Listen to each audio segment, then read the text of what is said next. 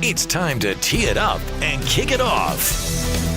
It's time for the Sports Zone Radio Game of the Week. Presented by Hatch Toyota. Sports Zone Radio brings you unmatched coverage of football from around the White Mountains and beyond. No one does it like Sports Zone Radio. And now you can live stream HD video of our broadcast coverage exclusively at sportszone123.com and on the Sports Zone Radio mobile app. All part of the Hatch Toyota Friday Night Football Show. The Sports Zone Radio Game of the Week is presented by Hatch Toyota. Chaz Hatch refuses to lose a deal over $1. Hard-hitting broadcast coverage of White Mountains football is up next.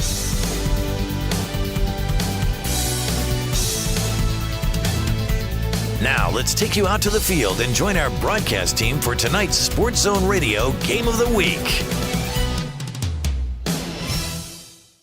Welcome you in, everybody, to tonight's broadcast of the Sports Zone Game of the Week. Yeah, tonight, the Blue Ridge Yellow Jackets take on the Morenci Wildcats. Blue Ridge, undefeated coming in. They're 4-0. Morenci has split their games. They're 2-2. And this is a rematch of last year's big battle that happened at Morenci. That was a huge game. The Wildcats were a senior-laden team last year. They were outstanding. They won the South, as a matter of fact. The toughest region in the state was the 3A South region, and Morenci actually won the South region. That featured great teams like the eventual state champions, the Sabino SaberCats.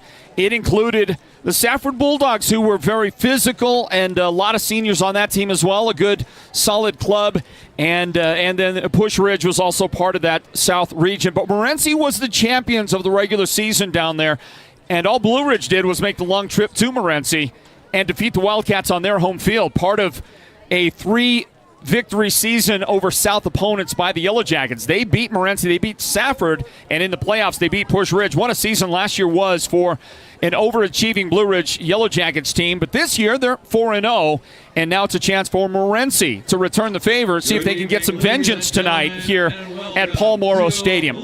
Welcome in, everybody. My name is Floyd Simmons, and I'll be joined in a moment by B-Squared Byron Brown on tonight's call of the Sports Zone Game of the Week. It's brought to you by Hatch Toyota. And tonight, this Yellow Jackets team would like to get to 5-0. The first time they would have accomplished that if they win tonight. It's the first time since 2015 to reach that point. You can see the coin toss on the field.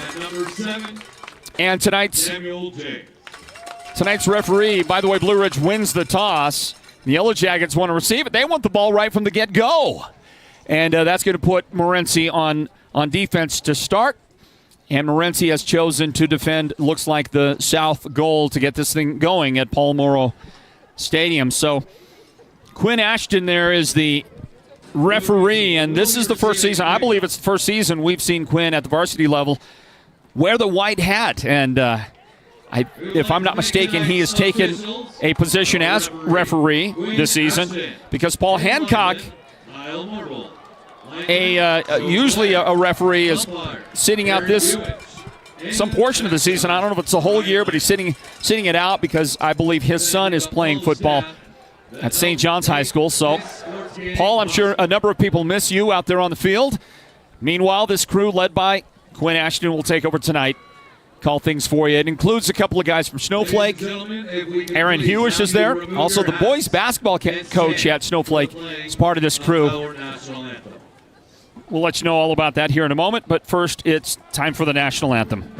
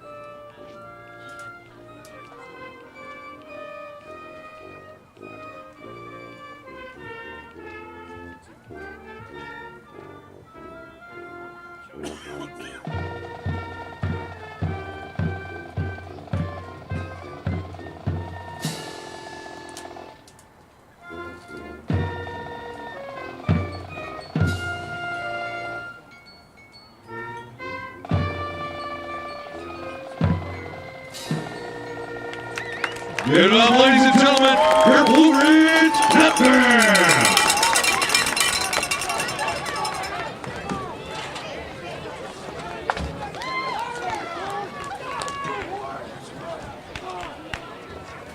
So with the national anthem complete, we welcome you back, everybody, to our broadcast of the Sports Zone Game of the Week presented by Hatch Toyota. We welcome in our radio audience as well, as we are joined now by Mix 98 KRFM, Sholo, the broadcast home of Sports Zone Radio. And we're about ready to go, everybody. Byron Brown will join us on the broadcast here in just a moment. And the opening kick will be fielded by the Blue Ridge Yellow Jackets. Going left to right across your radio dial, to use an old radio cliche. Those watching our live video stream can see Eric Halmerson, the first-year head coach. And he returned to Blue Ridge for Coach Halmerson. He was a player here during the mid-90s. He was part of the Blue Ridge record-setting winning streak. In fact, he played his sophomore, junior, and senior seasons as a starter for Blue Ridge, and he was undefeated as a member of the varsity in those 3 years. 3 championships for the Yellow Jackets, and Coach Halmerson was a part of it. Most recently, he was the head coach of the Wilcox Cowboys. As you watch this return come out by Samuel James, and he is driven out of bounds near the 40-yard line in front of the Yellow Jacket bench. And so that's where the Yellow Jackets are going to get a start at about the 37-yard line to get going here on this one tonight at Paul Moro Stadium. I was mentioning Coach Halmerson, the former head coach at Wilcox before this stint now begins at Blue Ridge. But he also coached for about 4 years under Paul Moro, so he's got as much of the Blue Ridge bloodlines in him as a player and coach as you can get. And on first down, it's going to be Carlo Harris, the junior running back, carrying across the 40-yard line to the 42-yard line. A 5-yard gain on first down for the Yellow Jackets as we are underway on the Game of the Week broadcast at the Sports Zone. It's presented by Hatch Toyota. I'm Floyd Simmons, and here he is, B Squared, Byron Brown, to join us on the broadcast. How you doing, Floyd? So good. Good. So good. So good. So incredibly good. That's good to hear. Blue Ridge off to a fast start, one on that fast pace, getting it to Carlo Harris. And here on the second, handoff to Carlos, but he's met at the line of scrimmage. It goes forward for first down. Sorry, Floyd, I was in my analysis, and they ran a play. You were in the middle of it, and you said, hey, why not just call the play-by-play while I'm at it? I get you. That's about a 5-yard gain. In fact, with the eyeball look at it, they're going to say just a hair short of the line to gain. And so call it a 4-yard pickup on the play.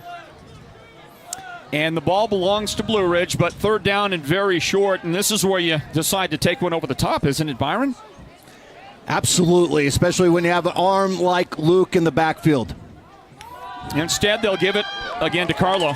And Harris is running strong early on in this one. And Carlo is going to pick up 10 yards and a Yellow Jacket first down. Well, we know what type of runner Carlo is. He's just a downhill runner. Doesn't matter his size. He is going to run downhill, and he's going to run through people, and that's exactly, looks like, what they're going to do offensively is feed Mr. Carlo Harris. Well, Carlo gets that big gain, and we move to a first down set for the Yellow Jackets. A high snap. Berlin is going to scramble back, pick that thing up, evade that tackler, and he is in all kinds of trouble. He's going to gather in a whole, what do we call them, a pack of Wildcats? What's the term, Byron Brown? You're an animal guy. Yeah, it'd be a pack of Wildcats. Pack of cats. Yeah, pack of cats right there. Right there. The snap was high, but Luke, you could tell he took his eyes off of it. He didn't watch it all the way into his hands.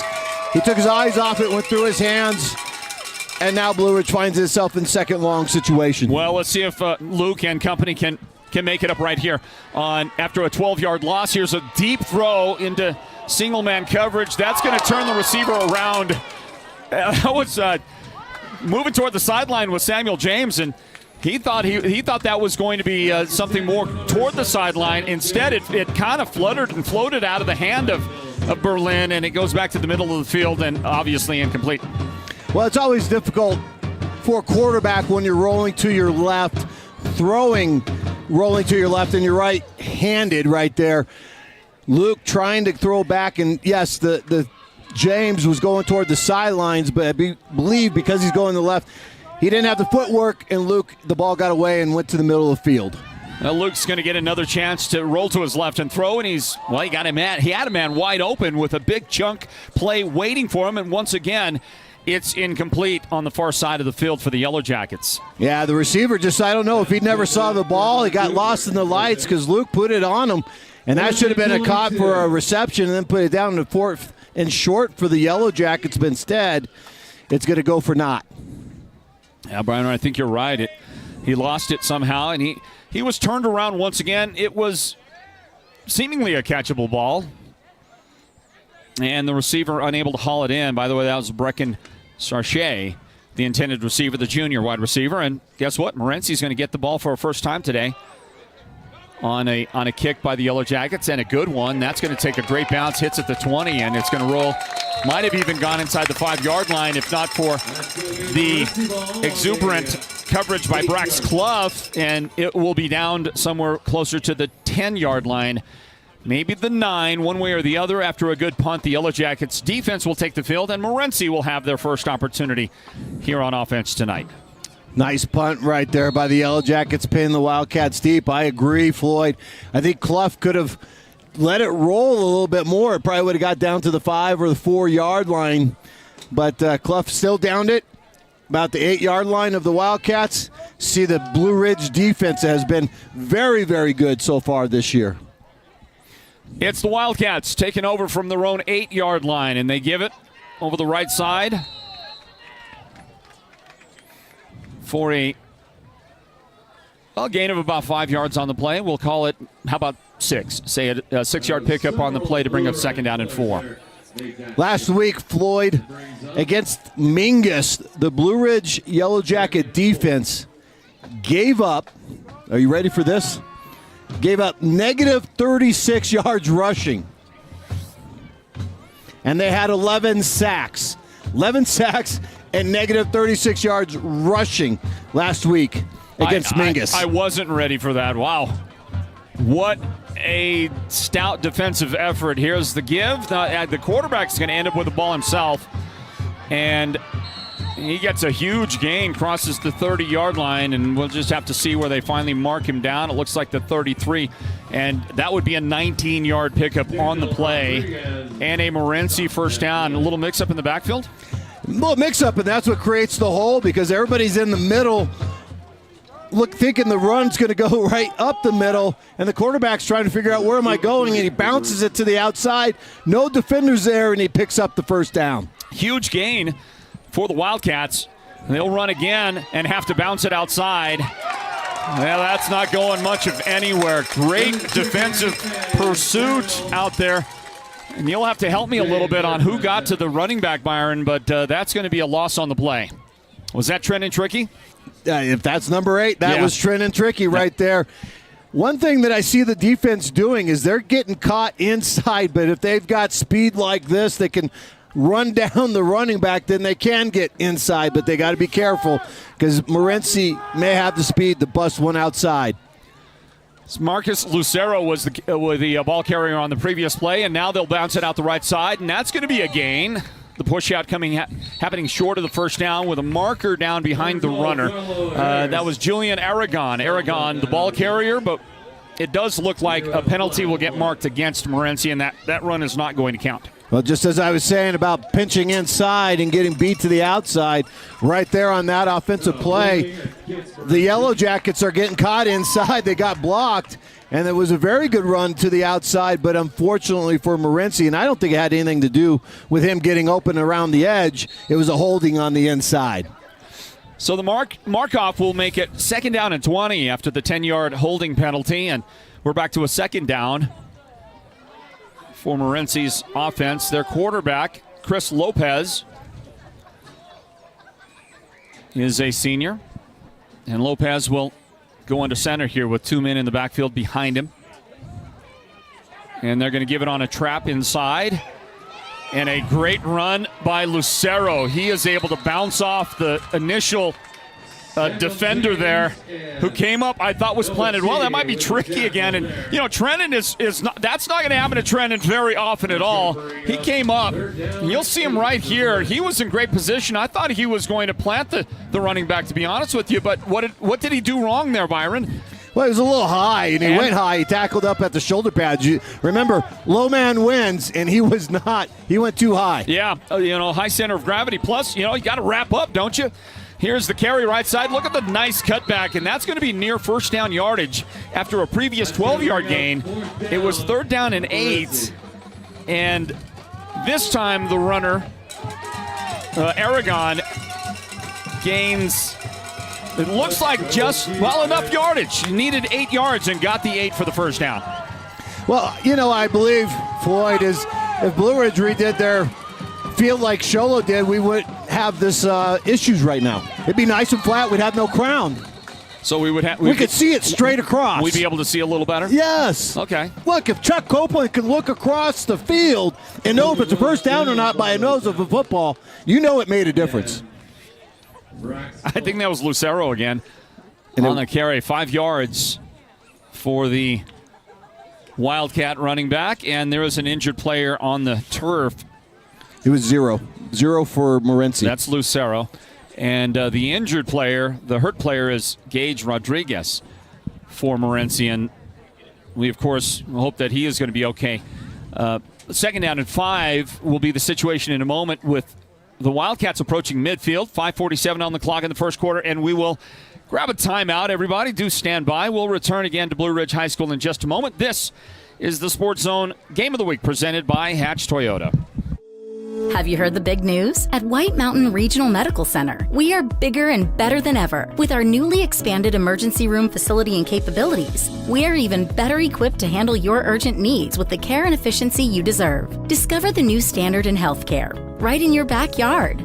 Choose White Mountain Regional Medical Center, located in Springerville, where specialized and emergency care are now within reach. Hey, have you heard the rumor that the free Lifeline phone program has ended? I got some great news. It's not true. Cellular One is still providing free phones and unlimited talk and text nationwide, plus 5 gigabytes of high-speed data. Wow, free unlimited talk, text, and 5 gigabytes of high-speed data. Want to see if you qualify? Just visit your local Cellular One store today. You can walk out with a brand new smartphone and enjoy the biggest, most reliable network on the Navajo Nation. Cellular One, keeping you connected for over 30 years, and we're here to stay. Well, that great Yellow Jacket run defense, which has been yielding here on the first possession for the Wildcats, only gives up a yard on that 2nd down play. And the ball carrier this time, wearing number 13, is Julian Aragon. Aragon gains that single yard, and the ball is at the 49, the Wildcat 49-yard line. Can they, for a first time today, march the ball into Yellow Jacket territory? Yeah, nice job by the Blue Ridge defense right there, coming up with a lot of purple jerseys. Crowd in the middle and making the stand. Brings up a big 3rd down situation for the Wildcats. They will split them out to the left. They haven't shown a sign of throwing yet today. Xavier Fernandez splits out left. They go in motion. The quarterback carries himself, tries to cut back. He is in trouble, and he is taken down at the 45-yard line. It will be a 4-yard loss on the play with a great open field tackle. And the guy that got there was Carlo Hernandez. Was it not? Take it back. It was jersey number 2 on that then, you tell me. All right, well, that's going to be Sarge. Yeah, nice job by Sarge right there, staying on his lane, the outside. He's got outside containment. He doesn't get caught inside, stays outside, gets the quarterback, hits him for a TFL tackle for loss. And so on 4th down and long, it's Morenci's turn to punt it away. And no fair catch, but there will be kick-catch interference called against Morenci.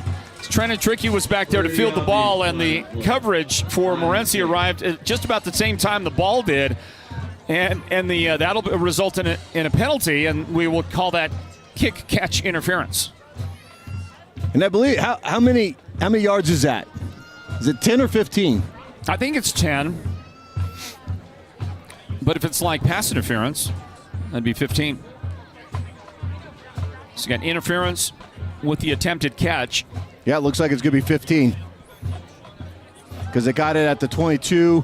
Now it's at the 37, so Blue Ridge offense in great position here. Yeah. What a catch by Tricky. I mean, come on. Who stands in there, takes a shot like that before the ball gets there, and is still able to make that catch? You know who does that?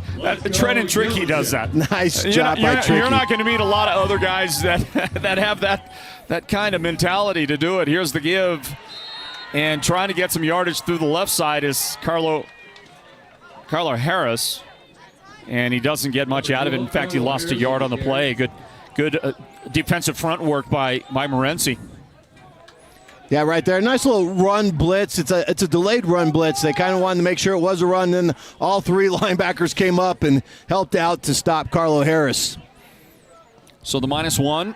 And now here's the throw left side. That is in and out of the hands of the defender. The defender was the nearest to it. In fact, if Berlin had just delayed a little bit, he could have popped it over the top. His receiver was coming wide open, but that was a misread by somebody, and that's Andre McCauley that almost got the Morenci interception right there. Well, here's what happened. Floyd is on that, the DB right there. He just watched the eyes of Luke Bleurin, and he didn't even worry about the receiver. He saw Luke was going to throw the ball, so he didn't follow the receiver. I don't know which one. It was either the quarterback or the wide receiver, but almost a big turnover. And here comes the throw off the back foot downfield, and that'll be through the hands, incomplete, and that was going to be out of bounds anyway. Brax Clough downfield, he was the intended receiver, and the pass does go incomplete, and there's some jawing back and forth between the receiver and the defensive back after that, and it stops the clock with 4 minutes and a second remaining here in the first quarter. Still no score, by the way. You see the arm that Luke has right there. That's a nice rollout to his right. Yeah. He put a little mustard on that, a little too much right to the sideline for the receiver there, but, it's going to be the second, third and out for the Blue Ridge offense. The punt team comes out. Trenton Tricky kicks it away. And this one hits without a return again. Oh, that's dangerous. Flirting with disaster right there. You never really want to fake like you're going to go over and field a high hop, what would we call that? A too hot to handle ground ball, which could bounce any which way but loose. And the Yellow Jackets get another nice bounce out of it, and Morenci will be pinned down inside their 15-yard line. Unless, I think that was, unless the returner plays third base, the hot corner for the Morenci baseball team, you don't field that, okay? You do not field that punt. Let it go. You let it go. This is a little bit of your crowd here tonight at Paul Moro Stadium. And Morenci will get the ball for a second time tonight. Comes with 3 minutes and 48 seconds on the clock. And the Wildcats are at their own 10-yard line with this possession. They'll run it around the left side. Not a whole lot happening. Aragon, the carrier, Julian Aragon. And a number of those Yellow Jacket defenders rise to the occasion to make the stop. Let's call out this young man here. Not big, but a big heart. Daniel Rodriguez leading the way on defense for the Yellow Jackets. Yeah, nice job by Rodriguez. Just staying his ground, shedding the block, and being able to make the tackle on the ball carrier. And once again, special teams doing its job for the Blue Ridge Yellow Jackets, pinning Morenci deep into their own territory. A yard gained on the previous play. 2nd down and 9 now for the Yellow Jackets. Morenci still doesn't want to throw the football, and they'll give it to Aragon again. Student body right, Byron. Remember that old play? And this one didn't go very far. We'll see where Aragon ends up going down. They just pulled everybody, The quarterback out in front of the whole thing, too. 1 yard gain. That's the old USC student body right, student body left. But got no gain for that, so 3rd and 9 for the Morenci Wildcats. 2:27 on the clock and counting down in the first quarter. They'll give it over the right side this time. Morenci is making no bones about their game plan today. They're just going to try to run the ball right into the teeth of that Yellow Jacket defense. And so far, they've had a couple of nice gains. But all in all, the Yellow Jackets defense is rising to the occasion. A 2-yard gain there. A 2-yard gain after that play makes it 4th down and 6.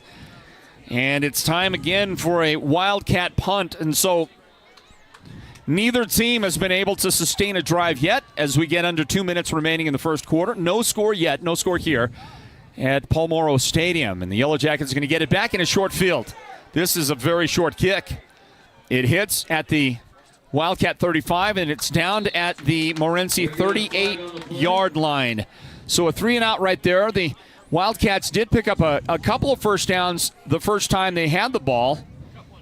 This time, again, as I mentioned, 3-and-out, and the punt will give the Yellow Jackets great field position, but we'll check first the call here, and that great field position is going to look a little worse, but not bad yet. The ball near midfield after a hold against the Yellow Jackets is going to get marked up. Well, Byron, there was no return on that, so explain to me where you get a hold call. I guess on the punt going down, as it was, you didn't know if he was going to be returned or not, so that's where they got the hold. Okay. Still, for the first time today, somebody gets the ball in the opponent half of the football field. The Yellow Jackets take over at the 48-yard line of Morenci. And they'll give it on first down. Carlo Harris, he gets pinwheeled out there on the tackle, and he'll go inside the 45-yard line. Did I see a marker down, Byron? Yep, it's going to be a hold against the Blue Ridge offense. It had to happen way out here on the edge, right? Oh, no, that's illegal procedure. Illegal procedure. Somebody moved early. So they'll mark that one off from the original line of scrimmage. We will get well, they didn't move early, but maybe. I'm not sure because it wasn't like anybody was in motion. Yeah, maybe it was illegal formation. We'd have to look at that again and see, but you see at the end of the tackle there, Carlo was upended on a nice tackle. Look at it again here. 1, 2, 3. I'm seeing 3, 4, 5. There's 5 guys in the backfield. That's a illegal formation on the Yellow Jackets. So we're back to the action here. And Berlin is going to throw the screen to the outside, and Harris has got the speed. He's got a speedy blocker in front of him. Didn't really get a chance to block, but I was impressed with Jared Cox's speed down that right sideline. He was keeping pace with the runner behind him. One way or the other, that's a huge gain deep into Wildcat territory for the Yellow Jackets. Yeah, great pass. Great call right here. You know that they're going to be blitzing. Caught him, got the screen. And a 29-yard gain. And now another nice gain over the left side. And carrying the football, but short of a first down after an 8-yard gain. This time the ball carrier around that left side was Caleb McGowan. McGowan on the carry, and he got the 8 yards to bring up second and short. And isn't it about time for Berlin to go to the air? Take a shot at the end zone, wouldn't you think? Second down and short. Trying to get in the mind of the offensive coordinator. That's Alex Stebbins. Yeah, he wants to see the pass on the post route. It gets caught at the 5, and sliding inside the 5 is Trenton Tricky. We've got 18 seconds left in the quarter, everybody. We'll see where they finally mark this down. I guess the 5, so an 11-yard pickup and a first down. Well, that's the kind of pass play you want to see right there. Just a little post, inside post. Look, give it to Tricky after that punt that he caught as he's being tackled. He's going to catch anything. It seems like you couldn't go wrong, right? Let's see, final play of the quarter. Power I formation, right side. That's McGowan on the carry. McGowan cracking the goal line. No, just short with 5 seconds remaining. Pardon me on that, Carlo Harris. Harris the carry brings us to the end of the quarter. And when we return, the ball is inside the 1-yard line on the other side of the field for the Yellow Jackets. We're back in a moment, everybody, as you look again on this one just short of the goal line. It's the Sports Zone Game of the Week, presented by Hatch Toyota. We're right back after this. Buy a Tundra, get a Tundra. Right now at Hatch Toyota in Sholo. Man, I love my new Tundra. It's got the iForce Max hybrid engine with 437 horsepower and 583 pound-feet of torque. I can tow pretty much anything. I'm liking the adaptive variable suspension system that adjusts for the road conditions, so we're always comfortable. And this interior, it's like a luxury SUV. Leather seats, panoramic roof, the works. But you know what else is legend? Look in the bed. A Yeti Tundra 45? That cooler's a game changer for any trip. Practically indestructible. Double wall vacuum insulation keeps ice for days. And it came with my Tundra. So you got a Tundra with your Tundra. Get your 2024 Toyota Tundra starting as low as $469 a month and And Hatch Toyota will give you a Yeti Tundra 45 free to help make your ultimate adventure. Buy a Tundra, get a Tundra at Hatch Toyota of Show Low in the Northern Arizona Auto Mall and at hatchtoyota.com. Unapproved credit. Lease for $469 month for 36 months with $29.99 due at signing. Plus tax, title, license, $5.99 documentation, and 210 fees. Cannot be combined with other offers. Back into Blue Ridge and back in for the second quarter from the Power Eye. It's Carlo Harris. Just step right across for the easy touchdown, and the Yellow Jackets have the first points of the game tonight against Morenci. Well, after Carlo Harris was denied by a face mask on that last play before the end of the first quarter, he says, "Coach, give me the ball." And that's exactly what they do, and he just walks in untouched. So you saw it right there on the replay, and Carlo was asking the official to give him a face mask penalty on that last play of the first quarter. The official didn't see it. We saw it on the replay, though. Yes. Confirmed. Yeah. Doesn't matter because the points are on the board. The Yellow Jackets have a 7-0 lead if the kick is good, and it is good.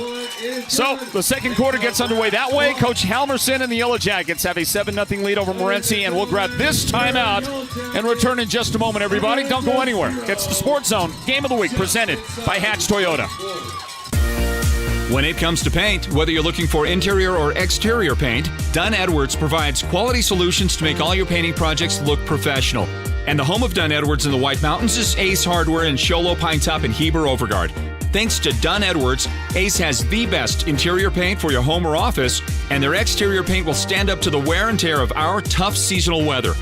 When it's time to paint, it's time to visit Ace Hardware of the White Mountains for high-quality Dunn Edwards interior and exterior paint and primer. When exactness is ordered, Hatch Concrete will deliver. We provide ready-mix concrete for any size job, from the do-it-yourself project to the professional construction project, delivering a variety of aggregate to suit your concrete or construction needs from granite to cinders. Hatch Concrete is not just another ready-mix concrete company. We provide quality surface, quality concrete, concrete pumping, and Fox blocks where quality is not just a name, but a tradition. At Hatch Concrete, this mud's for you.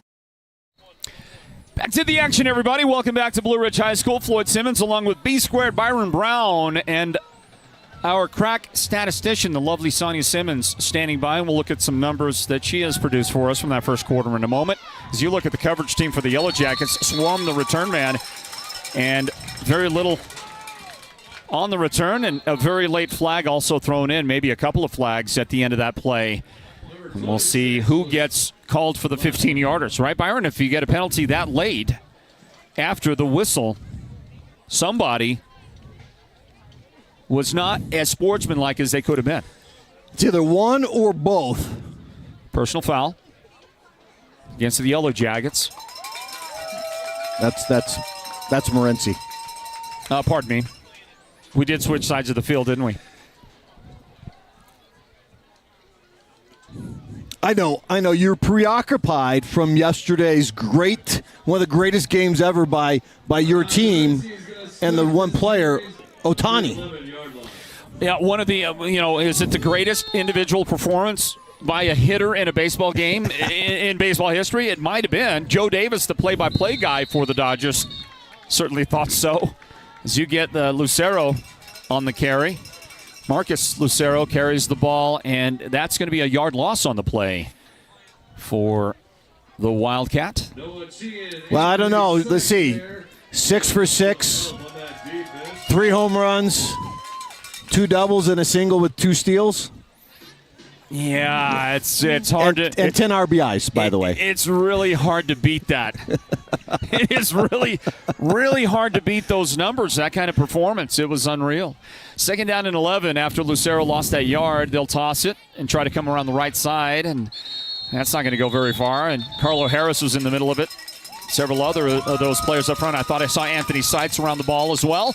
And the Yellow Jackets are going to limit that one to a gain of 3 on the play. It was Julian Aragon, the guy that had carried the ball. So 3rd down and 8 coming up for the Wildcats.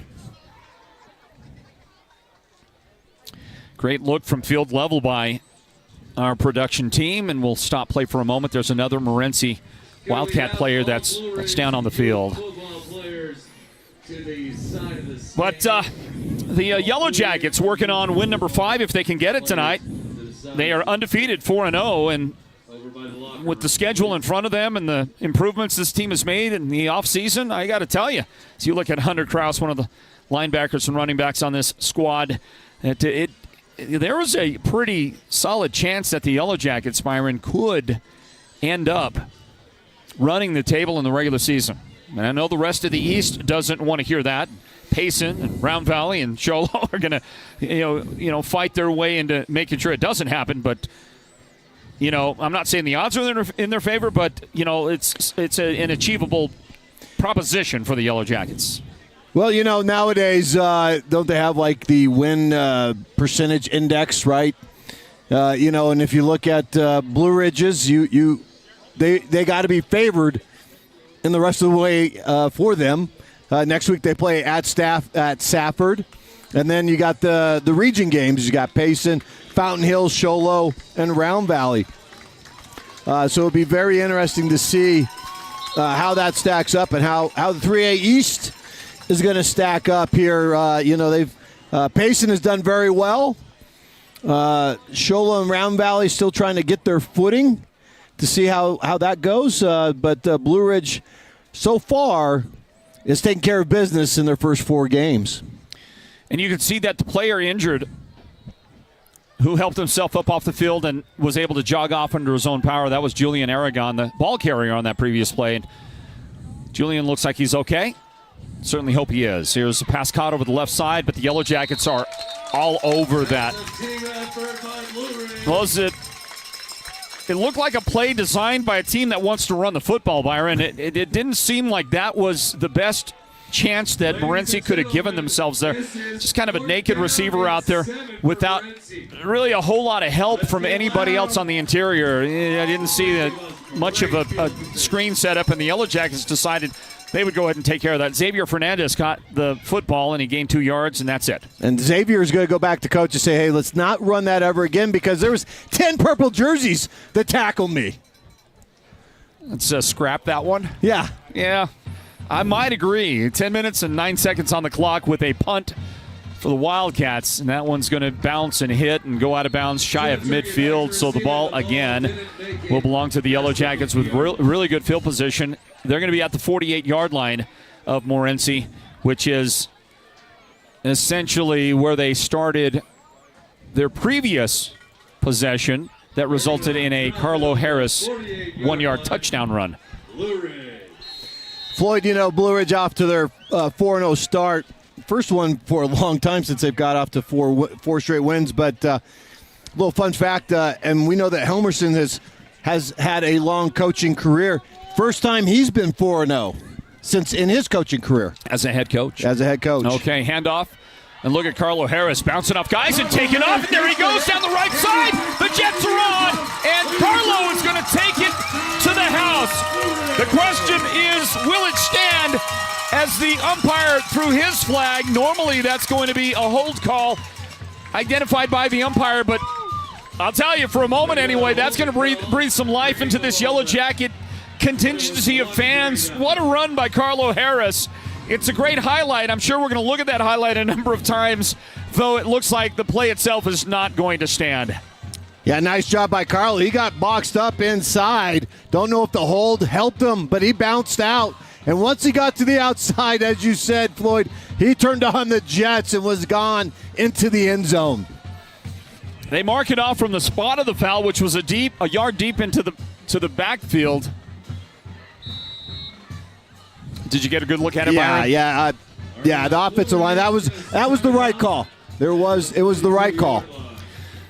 Well, it's marked off from the 49 where the penalty took land. Actually, now they'll readjust and just mark it from the line of scrimmage. So it's going to be second down and 20, or first down and 20 for the Yellow Jackets. Here's a pass to Samuel James, intended for Sam. And Sam, boy, the defender arrived right when the ball did. That was perfect timing and a terrific and physical defensive play by James Guzzo. James Guzzo on the play defensively for the Wildcats.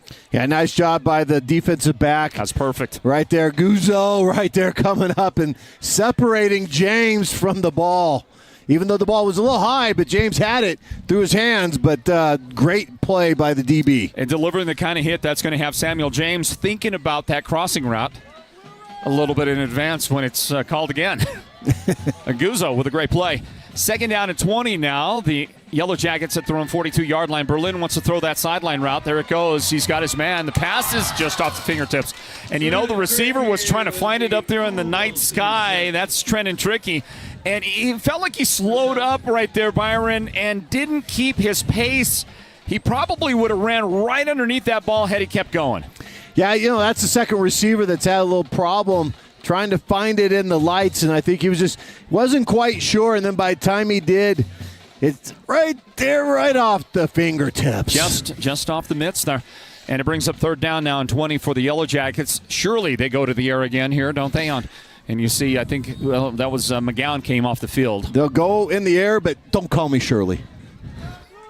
Luke Berlin, 2 of 8. It's a little early in the night to be dropping naked gun comments, okay? Now look at the misdirection play. Look at the first down yardage. They're going to run the ball, and Carlo Harris is going to get her done.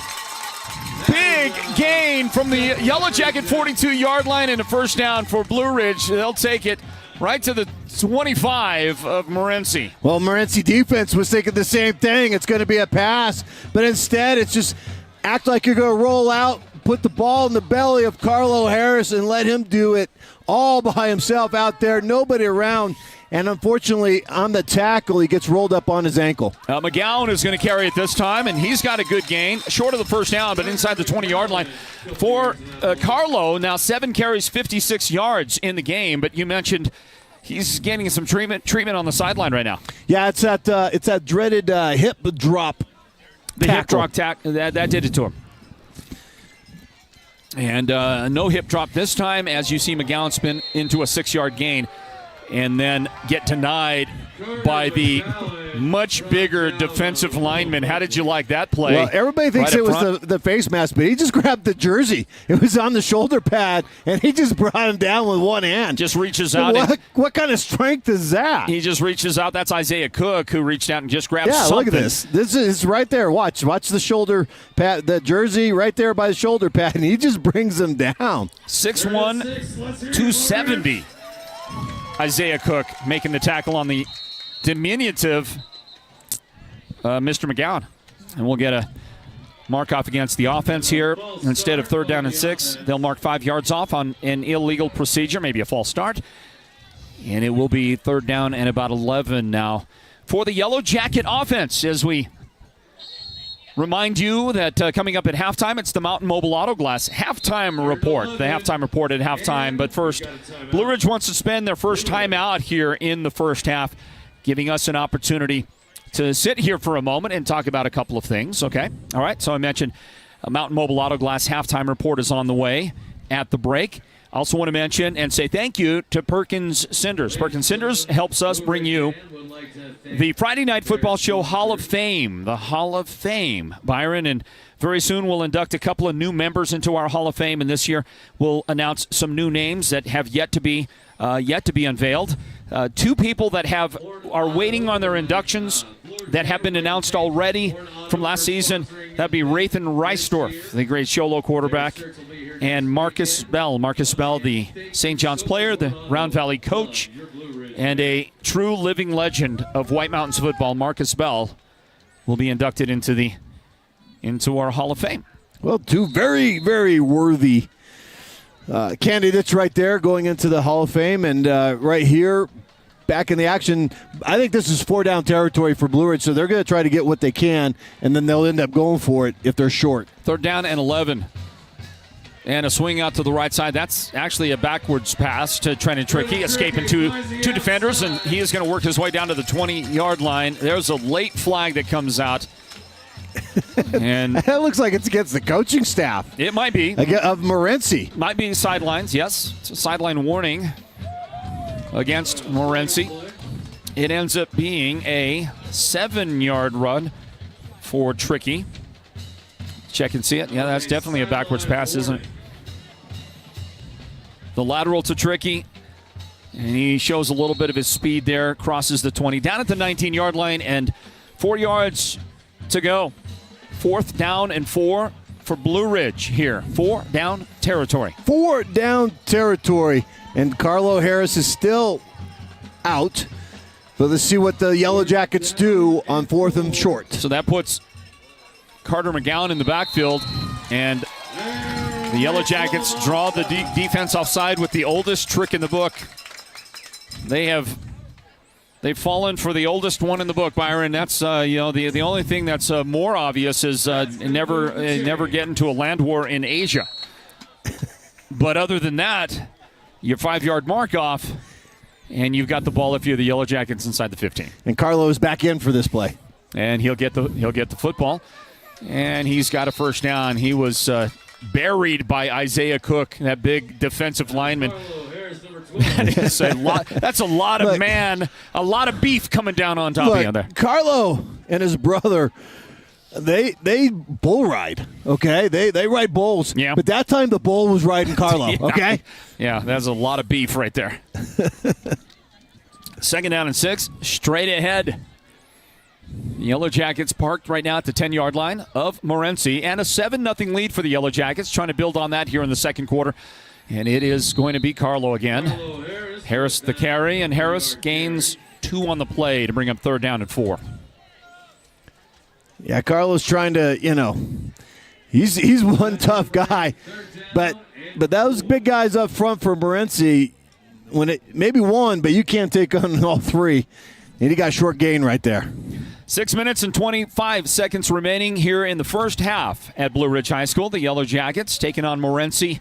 Blue Ridge leading 7-0, but now inside the Wildcat 10-yard line, and they're going to throw. Rolling left, Berlin throws to the end zone, and it's just behind his receiver who got open on the break outside. Trenton Tricky, that receiver, but Tricky had to hit the brakes and come back to the ball. That gave a chance for the defender maybe to sneak a hand in there. Well, I'm not sure who it was for, because he had another receiver that was wide open right there that kind of thought it was for him, but Tricky just a nice play by the defender that got a hand on it, knocked it away. Yeah, a terrific defensive play, and Chris Lopez with the makeup speed right there to get there and deflect the pass. 4th down and 4 to go, and the Yellow Jackets are going to opt to bring the place-kicking team on and see if they can knock through a 25-yard field goal. Brex Clough.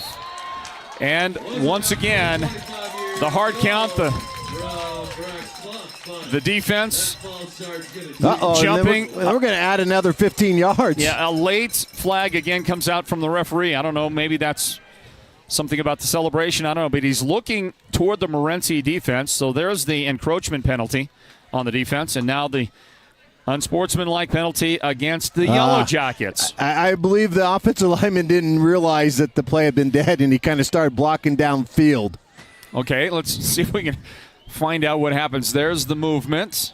Comes out on the edge, and that's the guy that's can look right at the football and not supposed to move. Did you see it? Well, I know the player's number. I don't know the name, but everybody was back here for Blue Ridge except for one player that was talking to the Morenci defensive line. Oh, he was having a little chat. Little engaging chat right there. A little gab fest. Yes. Well, after they mark it back, it's first down.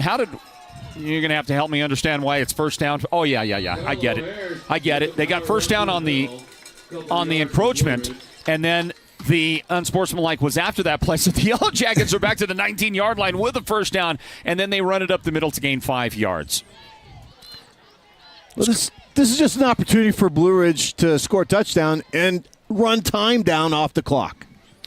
And maybe add some overall numbers to the stat line for the team. Exactly. They moved it back. Now they gained 5. Now they're at the 14-yard line. Luke fakes it. He's rolling left. And his pass is going to be undercut by the defender. That's another great play by the same.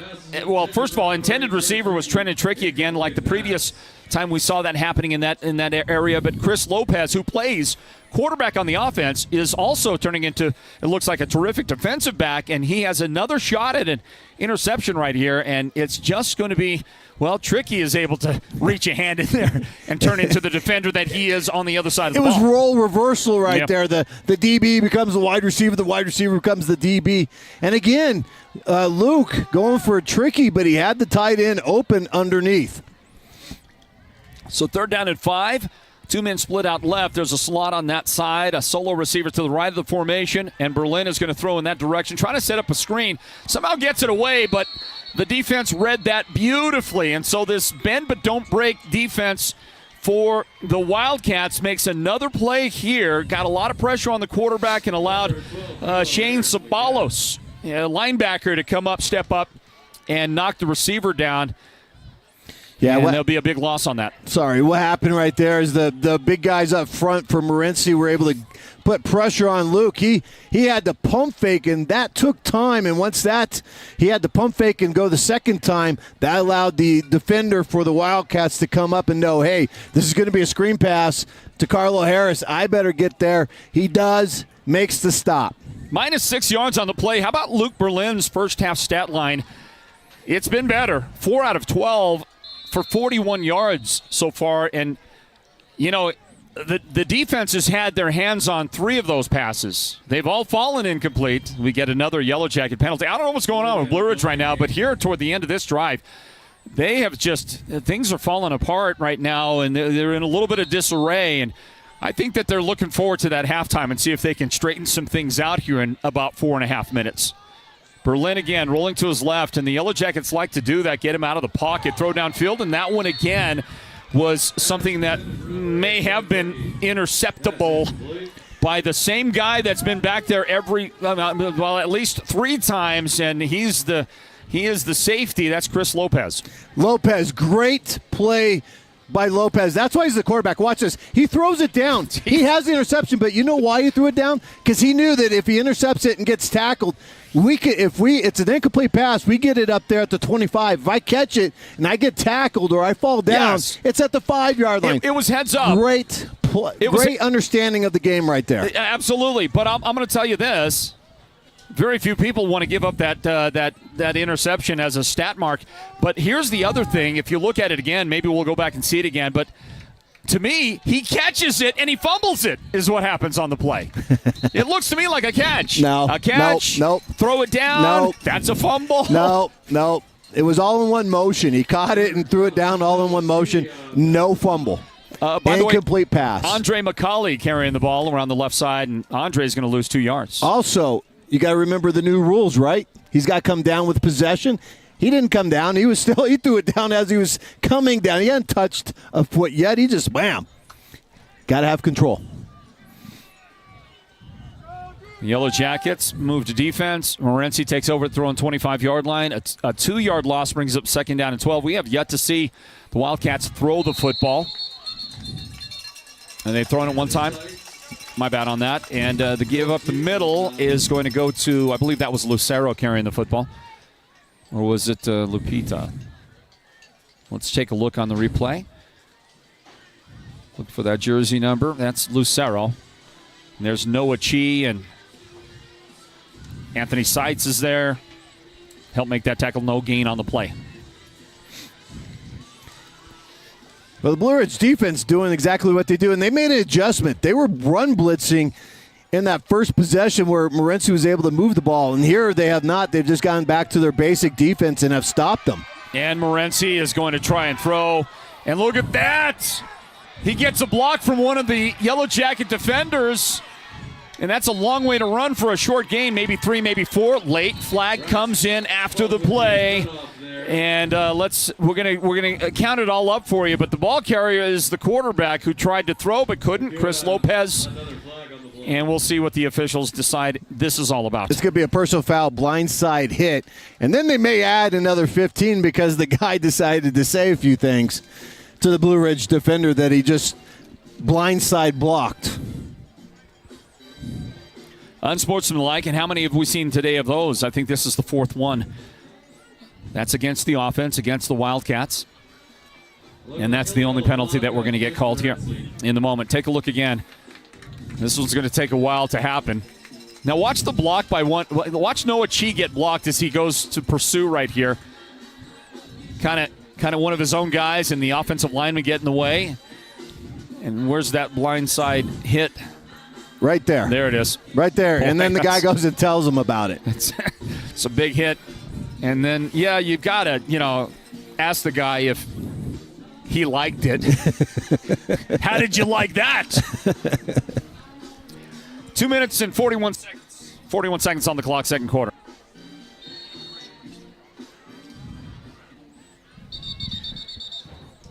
Seven to nothing. 7-0 lead for the Yellow Jackets over the Wildcats. And here's a run to the near side. Boy, that one could have gone a long way. Another marker comes out after the play. But boy, that was a good-looking defensive play. Was that Brax Clough that came up and got in and was able to knock him down? Face mask at the end of the thing.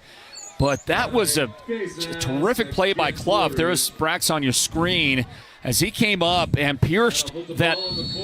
He pierced kind of the veil that was protecting the runner. And in the end, you'll see the tackle made right here. And then the face mask at the end of it, I guess, by Samuel James. Run the ball over the left side. Originally, take a look at this here for just a moment. Originally, it was a 7-yard gain on that last play. Then the penalty mark-off, and now another 7-yard pickup. Now Lucero is going to get stacked up. Look at that. Hunter Krause coming downhill from his linebacker spot, and he just stops Lucero right in his tracks. Yeah, Hunter says, okay, you want to hit me from my blind side? I'll just take you on full. I'll let you see me come in and take you down. Timeout on the field with 1:46 left in the half, and we'll grab a timeout here with Blue Ridge on top by 7. This is the Sports Zone Game of the Week presented by Hatch Toyota. Beeman Well Drilling is a proud partner of Sports Zone Radio and the Friday Night Football Show, and they give support to each and every school and team in the White Mountains. Just like Sports Zone Radio, Beeman Drilling has a kind of experience that makes them the best at what they do. Paul Wyatt is the guy to talk to, and he'll take your call anytime, day or night, 537-1031. Or better yet, call him right on his cell phone, 928-205-7647. This football season, go deep with Beeman Drilling. The gridiron is where teams come to battle and dominate. With over 5 decades of knowledge and expertise, manpower, and a whole lot of horsepower, Perkins Cinders is that all-star teammate you need to dominate your project. They deliver all things dirt, from gravel, cinders, topsoil mulch, concrete materials, and more. Want to score big? Use the one that will get you that win. Perkins Cinders is helping you get a load of this. Hey, the trap works to perfection for the Wildcats. They had a third and a couple to go, and it looks like a gain of 9 on the play. 9 yards to pick up as they, again, run it beautifully up the middle.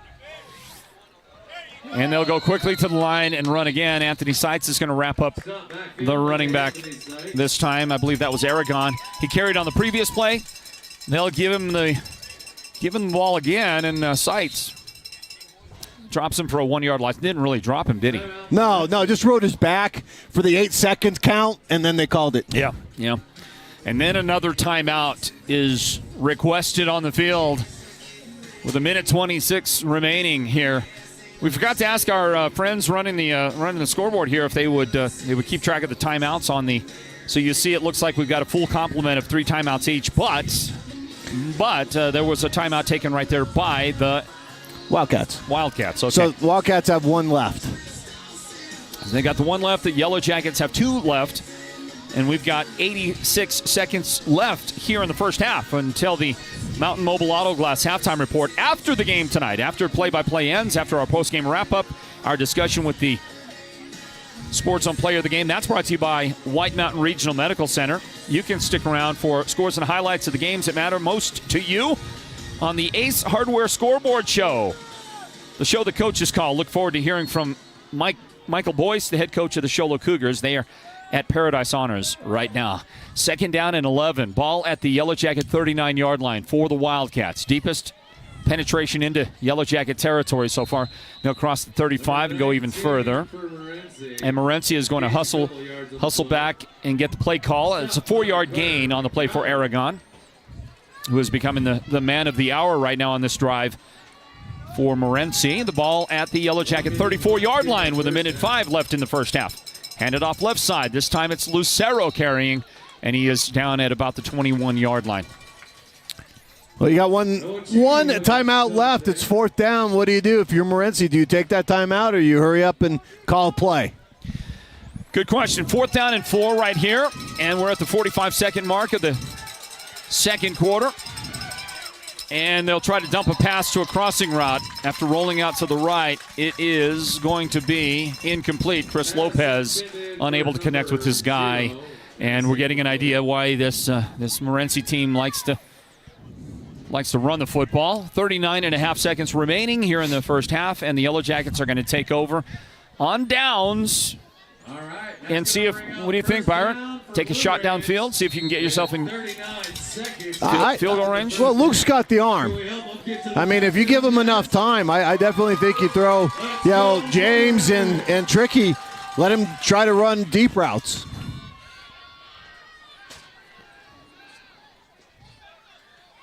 Instead, they'll run the football and try to run out the half. That's going to be Carlo Harris. Harris on the carry. Harris with a short gain. This possession, which began at the 32-yard line. How about 5? 5 yards on the play for Carlo. You still have time to go deep if you want to. They are only playing about one safety deep. 17 seconds and counting down. 2 men join Berlin in the backfield, and he will look to the solo receiver on the left side. Now throw over the middle, and he's got a man wide open. The catch is made by Sarche, and he is planted by the Morenci defender at the Wildcat 42-yard line. I tell you what, he is not helped by the hometown scoreboard. I tell you that. He got tackled. He went down, I think, with 4.4 seconds, and they ran another 2 off. Ran a couple, 2 more seconds. That's when you're the home scorekeeper. Listen, I'm telling you, you are supposed to give your team a little advantage with that. And people complain about it all the time, but let's just face it, the officials keep their eye on the clock. They're tasked with making sure that time is right. And you see, by the way, that 23-yard gain is going to come off the boards because there was a penalty on the Yellow Jackets, so they'll go all the way back to a 2nd down and 10 from their previous spot. The ball is at the 32-yard line after the mark-off. And I would guess that the Yellow Jackets right here, I would think they would take a knee, but they'll probably just run the ball into the line. Now they're going to take a knee right here. Let the clock, and they didn't even get to that point. They let the clock run off after the official wound the clock, and we go to halftime with a score maybe a lot closer than Blue Ridge fans expected tonight. 7-0. The Yellow Jackets in front of Morenci in a true battle extraordinaire out here, a defensive struggle between these two teams, and a very long. Look at the clock out there, Brian. I don't know what's going on, but we've seen a lot of long halftimes lately. Very long halftime breaks. And this is another one here. They flashed 20 minutes on the clock. So there's going to be something going on out here at halftime. I don't know what the celebration is or what the acknowledgement is, the recognition, but something will be happening. And we'll find out about that here in a few moments. We've got our full halftime breakdown coming up on the Ace Hardware, or rather the Mountain Mobile Auto Glass halftime report. I knew I'd find it for you. And there it is. So 7-0 Blue Ridge. Stand by for it, everybody. This is the Sports Zone Game of the Week. It's presented by Hatch Toyota. Looking for a truck that's luxurious on the inside and built to conquer the toughest terrain? Check out the 2024 Toyota Tacoma SR5 at Hatch Toyota in Show Low. The Tacoma SR5 is more than just an off-road machine. Inside, you'll find a spacious, high-tech cabin with premium materials, a sleek touchscreen display, and advanced safety features to keep you comfortable and connected no matter where your adventure takes you. With legendary off-roading capabilities, the Tacoma SR5 is designed to tackle the most rugged trails with ease. And right now, you can drive one away for as little as $349 a month. Got a trade-in? Hatch Toyota is offering a guaranteed minimum of $2,500 for your trade-in, running or not. Imagine what they can offer you for a trade-in in great condition. Hatch Toyota, and online at hatchtoyota.com. Your Cash for Clunkers headquarters in the Northern Arizona Auto Mall. Unapproved Christmas tax and license and $5.99 documentation fees, plus 210 entries. Lease for 36 months with $2,599 to exciting. Must have a clean title. Cannot be combined with other offers. When it comes to paint, whether you're looking for interior or exterior paint, Dunn Edwards provides quality solutions to make all your painting projects look professional. And the home of Dunn Edwards in the White Mountains is Ace Hardware in Show Low, Pine Top, and Heber Overgard. Thanks to Dunn Edwards, Ace has the best interior paint for your home or office, and their exterior paint will stand up to the wear and tear of our tough seasonal weather.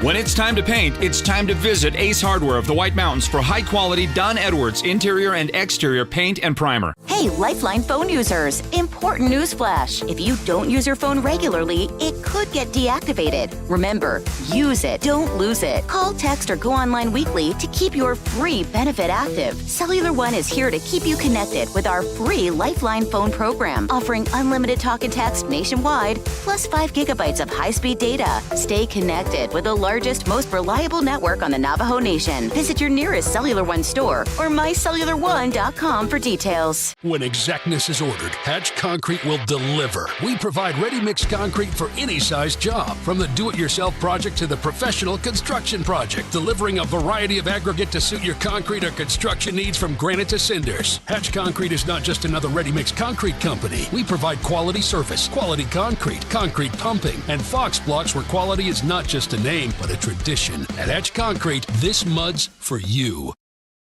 The gridiron is where teams come to battle and dominate. With over 5 decades of knowledge and expertise, manpower, and a whole lot of horsepower, Perkins Cinders is that all-star teammate you need to dominate your project. They deliver all things dirt, from gravel, cinders, topsoil mulch, concrete materials, and more. Want to score big? Use the one that will get you that win. Perkins Cinders is helping you get a load of this. Beeman Well Drilling is a proud partner of Sports Zone Radio and the Friday Night Football Show, and they give support to each and every school and team in the White Mountains. Just like Sports Zone Radio, Beeman Drilling has the kind of experience that makes them the best at what they do. Paul Wyatt is the guy to talk to, and he'll take your call anytime, day or night, 537-1031. Or better yet, call him right on his cell phone, 928-205-7647. This football season, go deep with Beeman Drilling. This could be your best vacation ever. Start with 2 nights at Caesars Palace in Las Vegas. Then add 2 premium tickets to see Mr. Garth Brooks live at Caesars Palace the first night you're there. And if that's not enough, let's add 2 tickets to the National Finals Rodeo the very next night. What? When you choose Mountain Mobile Auto Glass and Tint to replace your insured windshield, everyone gets steak dinner for 2 at Cattleman Steakhouse and 2 movie tickets. And right now, everyone, cash or insurance, gets their name put in the hat to win a vacation they will never forget. 2 front section tickets to see Garth Brooks live at Caesars Palace in Las Vegas. And 2 tickets the next night to see the National Finals Rodeo. If you have a broken windshield, you know the jingle. 536-5972. Mountain Mobile Auto Glass. Cash back to you. Woohoo! Welcome to the Mountain Mobile Halftime. A complete first half breakdown of tonight's Sports Zone Radio Game of the Week broadcast. This is the Mountain Mobile Halftime.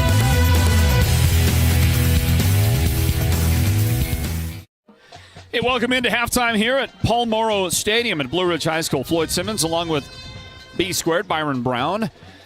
And you see it on the screen there. If you're watching the live video stream, you see Blue Ridge 7, Morenci 0. In what has been, I would say, a lackluster first half for the Yellow Jackets, particularly on offense. They are throwing the shutout defensively, though Morenci has threatened a couple of times. But the Yellow Jackets just haven't really seemed, Byron, to find that gear on offense. Not a whole lot is clicking, other than, I would say, Carlo Harris. He's had a great first half run in the football, but otherwise this offense needs a jump start. Well, part of the reason for the lackluster start is the many penalties that they've been incurring offensively.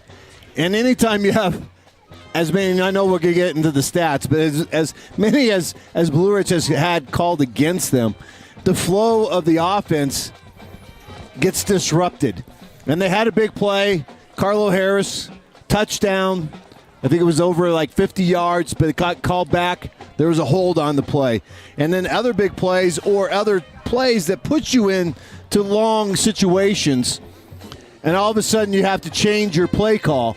Instead of giving the ball to Carlo Harris, you've got to do passing routes. And right now, Luke Berlin has not found the rhythm in the passing game, and so it's struggled, and it's kept the Blue Ridge Yellow Jackets offense behind chains. So a first half marred by mental mistakes and discipline mistakes. Really for both teams, but the Yellow Jackets have had their share of that as well. And so I would imagine they both want to try to see if they can get some things cleaned up for that second half. You look at the replays right now. How about that run that you saw put together by the Morenci running back where he ran through Trent and Tricky and then put the tackling defender for the Yellow Jackets, put him right on his back. That was put together by Diddy Lupita. And Diddy only carried it that one time. I'm a little surprised about that. He had that one carry, 12 yards, where he ran over again Tricky. Maybe he got hurt or something, because I would be thinking, how about that fella? How about that big guy carry the ball a few times, soften up that Yellow Jacket defense for some of these other guys, like the quarterback right there, like Chris Lopez, who you saw get dropped on that highlight from in the backfield.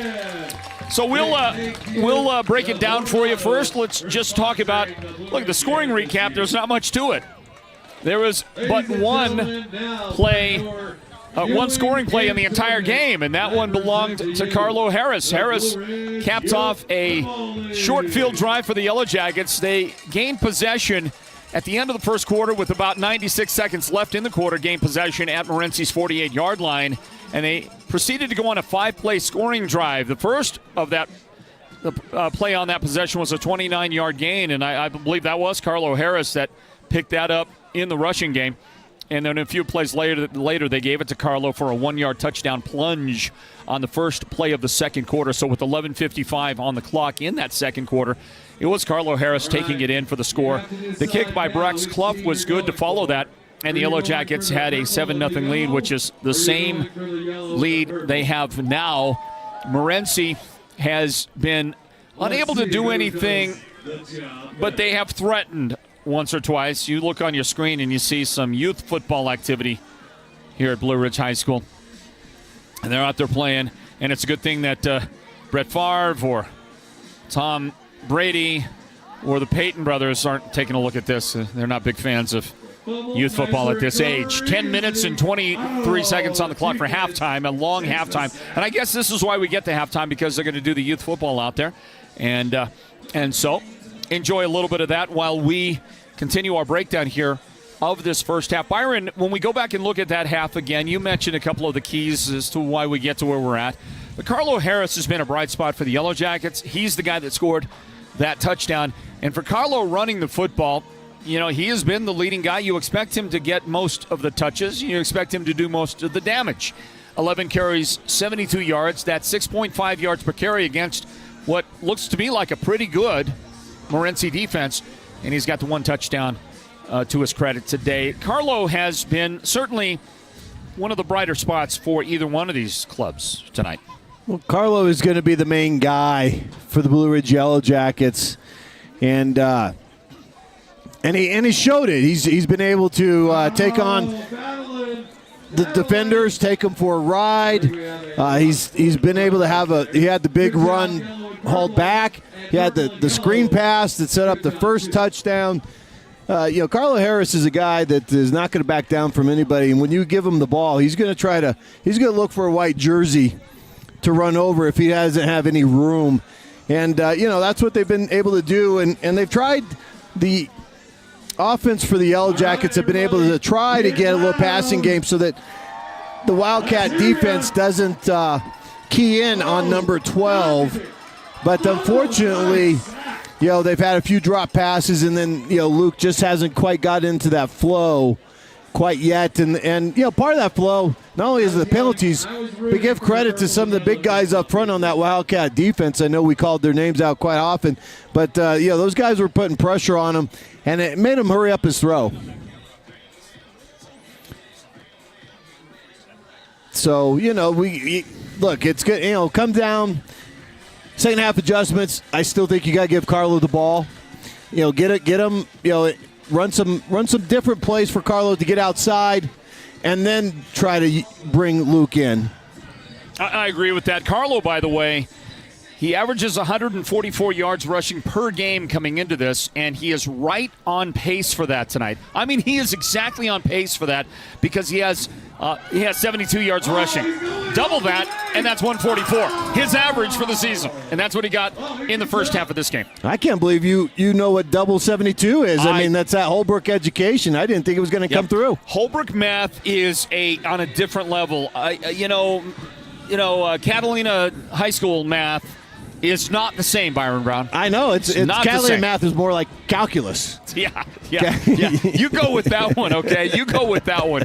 All right, I'm proud of my Roadrunner math here, okay? Let's see. We're going to look at, deeper inside the numbers here for the rest of these squads here in a moment. I did want to mention this, though, and it's part of the struggle from that first half. You've kind of alluded to this, Byron, but Luke Berlin has come into the game averaging 63% pass completions, 8 TDs, only 2 interceptions in the first 4 games of the season. He's not had his kind of night yet tonight. 4 of 13 is only 31% completions, so about half of what he normally does in terms of completing his passes, and only 41 yards passing. So they need to get a bigger second half out of Luke, as well as some other factors in this offense for the Yellow Jackets, and we'll, of course, get a look at that here in a few moments. We're going to grab a timeout. When we return, we'll look at stats, and we'll complete our breakdown here at halftime of the Mountain Mobile Auto Glass Halftime Report. The Sports Zone Game of the Week is presented by Hatch Toyota. This could be your best vacation ever. Start with 2 nights at Caesars Palace in Las Vegas. Then add 2 premium tickets to see Mr. Garth Brooks live at Caesars Palace the first night you're there. And if that's not enough, let's add 2 tickets to the National Finals Rodeo the very next night. What? When you choose Mountain Mobile Auto Glass and Tint to replace your insured windshield, everyone gets steak dinner for 2 at Cattleman's Steakhouse and 2 movie tickets. And right now, everyone, cash or insurance, gets their name put in the hat to win a vacation they will never forget. 2 front section tickets to see Garth Brooks live at Caesars Palace in Las Vegas. And 2 tickets the next night to see the National Finals Rodeo. If you have a broken windshield, you know the jingle. 536 5972 Mountain Mobile Auto Glass Cash back to you. Woohoo! 2 trusted names have joined forces to help you save money and buy with confidence. It's a Carfax one-owner super sale at Hatch Toyota Pre-Owned Center in the Northern Arizona Auto Mall. Everyone knows one-owner cars, trucks, and SUVs are the best used vehicles money can buy. But how do you find them? Just say, "Show me the Carfax," and you'll be able to see the accidents and service records reported to Carfax, along with a price that's based on the vehicle history report, with all major manufacturers represented: Ford, Chevy, Toyota, Dodge, Ram, to name a few. All in stock and ready for immediate delivery. One-owner pre-owned cars, trucks, and SUVs that are thoroughly inspected and reconditioned to feel like new. Many still have their factory warranties in place. Take it from Carfax. Nobody sells a better used vehicle than Hatch Toyota Pre-Owned Center. Hi, this is Chaz Hatch. Get our statewide low price guarantee on every new Toyota. Find out more at hatchtoyota.com or visit us today at the Northern Arizona Auto Mall in Show Low. Approved credit plus tax, license, and $5.99 documentation fees. Lease with 36 months with $3,599 US plus 210 fees. Imagine watching your favorite team without a comfy couch to leap from when your team scores that winning touchdown, or a table for all of your favorite game time snacks, or even a media center to display your TV. Unthinkable. The Furniture Gallery, located in Snowflake, brings only the best to make your game time experience a winner. The Furniture Gallery will help make your house into a home, and they'll do whatever it takes to make you a customer for life. So they continue with the youth football presentation here at halftime at Blue Ridge High School. We're back in here to complete our breakdown on the Mountain Mobile Auto Glass halftime report. Blue Ridge 7, Morenci 0. Byron, here's a look at the numbers. We'll begin with the Yellow Jackets, who have managed 105 yards of total offense in the first half. It's just not kind of what I thought we would see coming into the game. I actually expected to see a lot more Yellow Jacket fireworks on offense. But 105 yards of offense, 5 first downs total for the Yellow Jackets in that half. That's a low number. 11 minutes and 42 seconds time of possession means that Morenci only had the ball about 30 seconds longer than did the Yellow Jackets in the first half. So time of possession is of no consequence at all in this game. Total plays run on offense for the Yellow Jackets, 27 plays. They are averaging per offensive play 3.9 yards in the whole game. They have run for 64 yards, averaging 4.6 yards as a team. 41 yards passing for the Yellow Jackets on 4 of 13. They average 10.3 yards per pass completed. 8 penalties for 75 yards, Byron. That's really marred that first half. 8 penalties for 75 yards. A bunch of big penalties. And it's not just the Blue Ridge penalties, but I'm sure when you go over to Morenci, they had quite a few. And that's, again, why the first half has been like it has. No doubt. Luke Berlin is 4 of 13 for 41 yards. 31% pass completions for him. His 4 passes have been caught by the leading receiver, Carlo Harris. 2 catches for 23 yards. Trenton Trickey has caught 2 passes for 18 yards. Carlo Harris, 11 rushes for 72 yards and a touchdown. Carter McGowan has carried it twice for 4 yards in that first half. And Luke Berlin, 1 carry for minus 12 yards. I believe that was a quarterback sack, if memory serves me correctly on that. On the other side, Morenci, grand total of 81 offensive yards and 4 first downs in the half. Time of possession for them, 12 minutes and 18 seconds. They have run 24 offensive plays. Remember, Blue Ridge ran 27. So been a lot of similarities between the two teams, only averaging 3.4 yards per offensive play, but the Yellow Jackets were only averaging 3.6. So these defenses are doing it to the other teams with regularity in the game. For Morenci, 79 yards rushing. That accounts for almost all of their total offense. Only 2 yards passing on 1 completed pass in 2 attempts. And it was good for 2 yards. Let's see here. 6 penalties, 60 yards in the first half. So a combined total of 135 penalty yards against these two teams from that first half.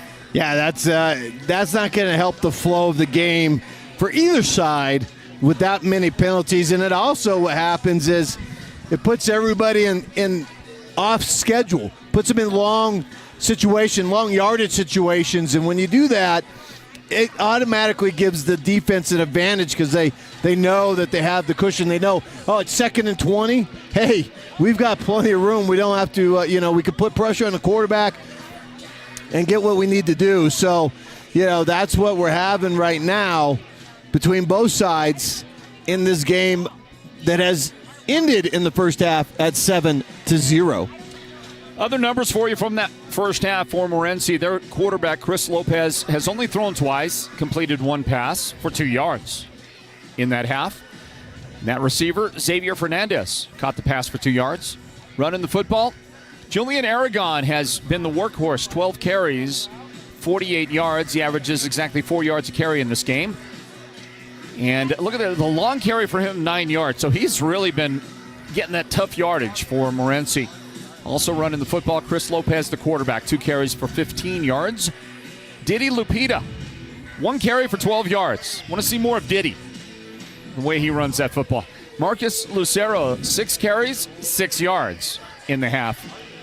For Morenci, Andre McCauley carried it 1 time, and he lost 2 yards on that single carry for his team. Morenci is on the field. The Yellow Jackets going to break that huddle right there, and they'll get ready to kick the ball away to the Wildcats to begin the second half in a moment as we wrap up the Mountain Mobile Auto Glass halftime report. You know who was happy about having an extended halftime? We had 20 minutes, plus we got about another 5 minutes down here after it ended, was Mountain Mobile Auto Glass. You got some mileage. Tent. Got some mileage. Yes. Didn't they? Yeah. Yes. Well, thank you to Mountain Mobile Auto Glass. And tent. Hey, not bad. Not bad. You, for a guy that has 0 rhythm, okay, for a guy on the dance floor with 2 left feet, That was not too bad. 2 left feet and a broken hip. Have you ever seen the 2 left feet bit from the movie? What's the movie? It's oh my goodness! If it's a movie that you've seen and you like, no, I haven't, because I know I don't watch the same movies that you do. It's A Mighty Wind. Do you know the movie A Mighty Wind? No. See, if you would discover something that has a little intellect to it, Byron, you would love that movie, A Mighty Wind. Okay, and there's a guy literally in the movie that has 2 left feet. You see his shoes? He's got literally 2 left feet. It's pretty amazing. And you're going to love it. Check it out sometime. Yes. Yeah. High on my list. Yeah, it should be. Let's get this second half underway, everybody. The Sports Zone Game of the Week presented by Hatch Toyota. There's a kick into no man's land. It is tracked down eventually. I believe that was Julian Aragon that did get to the ball, and he is going to pick it up near the 5-yard line and battle his way back out to some reasonable position for his team's offense to begin the second half out across the 25-yard line as we get it going again here in the second half. Blue Ridge in front, 7-0. 7-0. You're obviously watching the game on the Sports Zone's YouTube and Facebook channels, and thank you for being there. But we also want to mention you can listen to this game on radio across the White Mountains on Mix 98 KRFM Sholo. That's the broadcast home of Sports Zone Radio.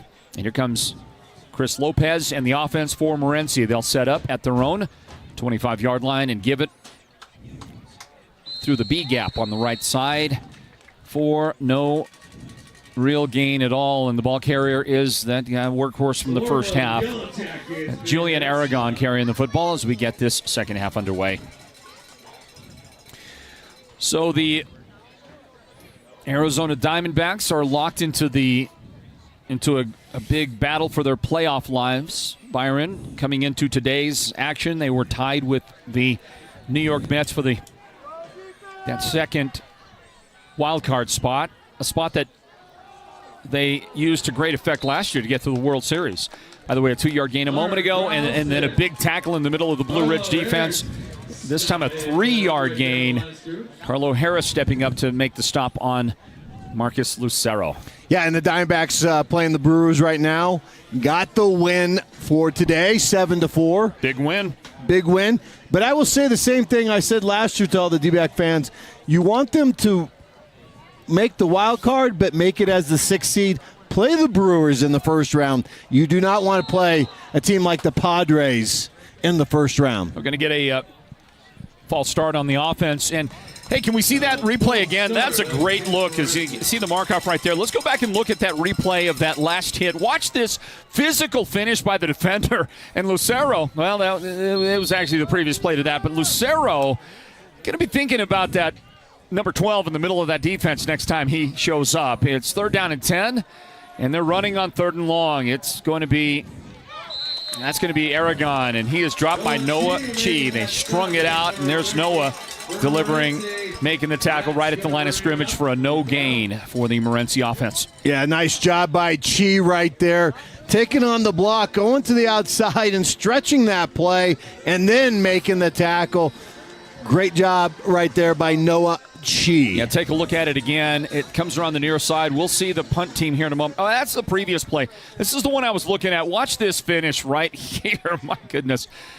And we're going to see a snap over the head of the punter. All kinds of trouble. How about just heave one downfield? It'll be incomplete, out of bounds. And was that right at the camera guy? Did the camera guy catch the ball? Did Derek Simmons, the camera guy, producer extraordinaire for the Sports Zone, actually catch that pass? I got to see it on replay because I don't think he has the hands for it. He only had one free arm. You'll see the ball go over the head of the punter. And, sometimes punters, well, they're going to try to make a play. Here it comes right into your living room. This pass right there. That was pretty awesome. And guess what? The one-handed catch made by – and Derek, listen, Derek was an outstanding receiver and defensive back in his days of playing for the Blue Ridge Yellow Jackets. And he shows you a great play right there. That was outstanding. But after the errant snap, and with 9 minutes and 44 seconds on the clock, the Yellow Jackets are going to get great field position short field in front of them to start this possession here. Their first chance to touch the ball in the second half, and it's going to be Carlo Harris, who started this half, 72 yards rushing, gains 11 yards right there to take it just inside the 15-yard line and a first down for the Yellow Jackets. Well, you know who else was benefited by the long halftime? That's number 12, Carlo Harris. He needed a little breather. You see what he does right there on the first offensive play. Well done. And by the way, the third time today that the Yellow Jackets have gained possession of the football on the Morenci half of the field, and it's going to be Carlo once again who carries this time for 3 yards, and then he'll get replaced. Carter McGowan comes into the game to replace him as the ball goes to the 11-yard line.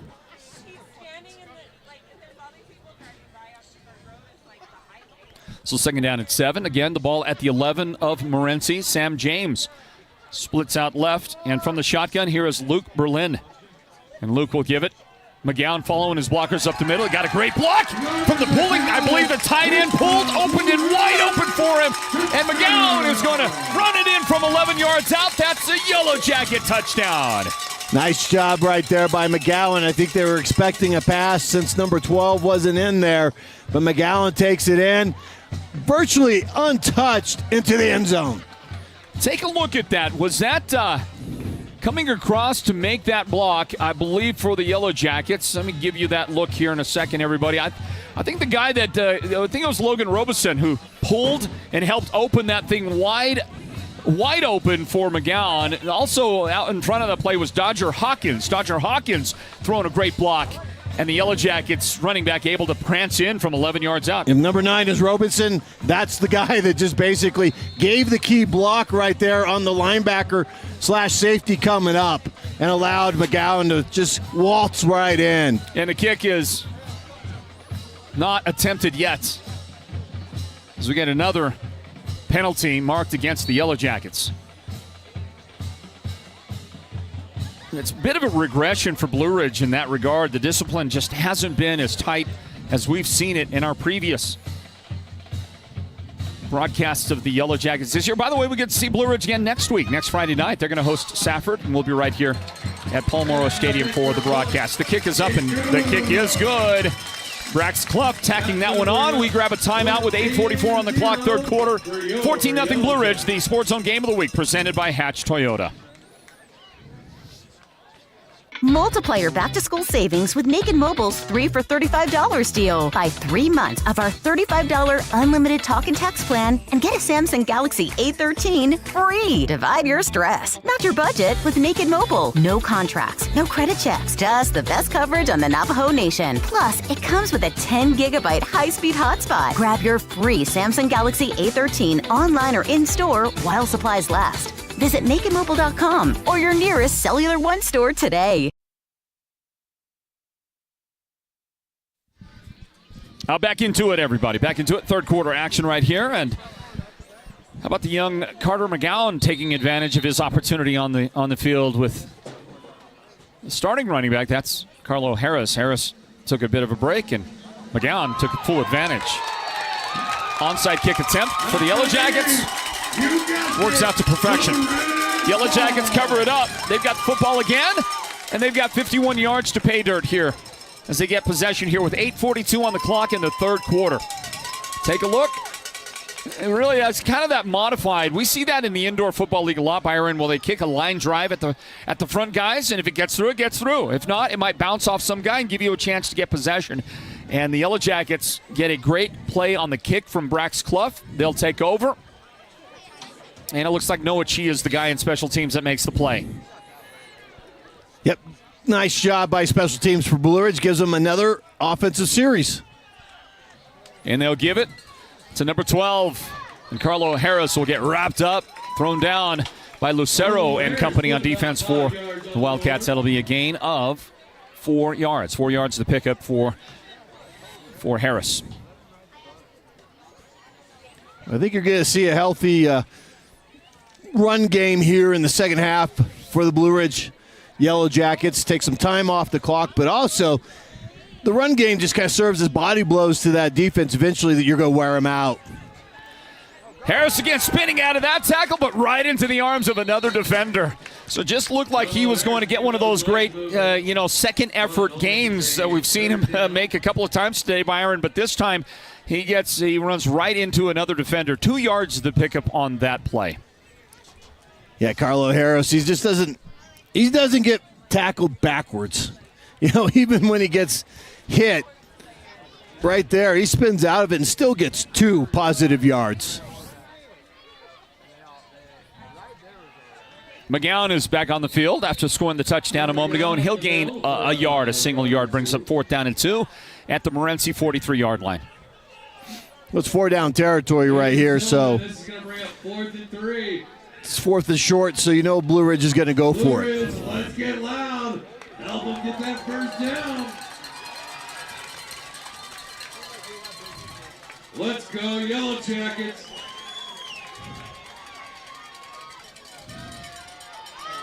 Quick snap, quick give, right side. Carlo Harris is going to burst through the first line of defense, and he's got 9 yards and a first down. Yeah, nice job by Blue Ridge. They just brought big guys up front to lead block, to help the offensive line get that push, and they just pushed the defensive line backwards 2 yards and let Carlo Harris do the rest. We go under 7 minutes on the clock here in the third quarter. Power I formation and a hit in the backfield. That's going to go nowhere. That's just going to stop right at the line of scrimmage. Good defensive play collected by the Wildcats. Let's give credit to the defender who led the way from his linebacker spot. This time it was Shane Sabalos. Sabalos on the tackle. Yeah, Sabalos did a nice job avoiding the block right there by the tight end and was able to make the stop. I gave him credit. Sabalos was just standing around the play. Sorry about that. Let's give that the proper credit to the defenders. I show a 65 that was there on the play, but nobody on the roster with a 65. Also there, Isaiah Cook, who's been all over the field defensively. You see another incomplete pass delivered by the Yellow Jackets. That one falls harmlessly. Bring up 2nd down and 10, or 3rd down and 10. Yeah, unfortunately for Blue Ridge, the wide receiver dropped the ball, but he was also out of bounds by the time it was delivered. That's got to be wide receiver awareness right there. You got to know where you're at. You got to stop and try to toe the line and wait for your quarterback. Give your quarterback a little bit of a room so he can thread the needle. Third quarter action here at Paul Moro Stadium. 12 seconds back on the clock. And they had taken a little time in stopping the clock after the incomplete pass. It showed 6 minutes, exactly 6 minutes, and they're going to correct that now and add a couple of seconds, so we should see something like 6:02. They're going to count it down to, I think, 6:02 or 6:10, I guess. Didn't seem like it was 10 seconds that they had mistakenly not stopped the clock. The Yellow Jackets will line it up on 3rd down and 10 from the gun. The wraparound, draw play, and that's right into the arms of the waiting defender. Morenci able to stop that one before it can really get going anywhere. And let's take a look at your defender right in the middle of that defense. That was big guy on the line, Diddy Lupita. That's the guy that, look, he makes this big tackle right here. He ran somebody over. Coach, give him the ball. Drop him right on his head. That was -1, by the way. -1 yard on the carry by Harris. 4th down and 11. 4 down territory for Blue Ridge. They're going to try to draw that defensive front and get a little closer to the line to gain. They jumped but did not move across. So, run the play. Luke rolls left, sets and throws sidearm, delivers a beauty!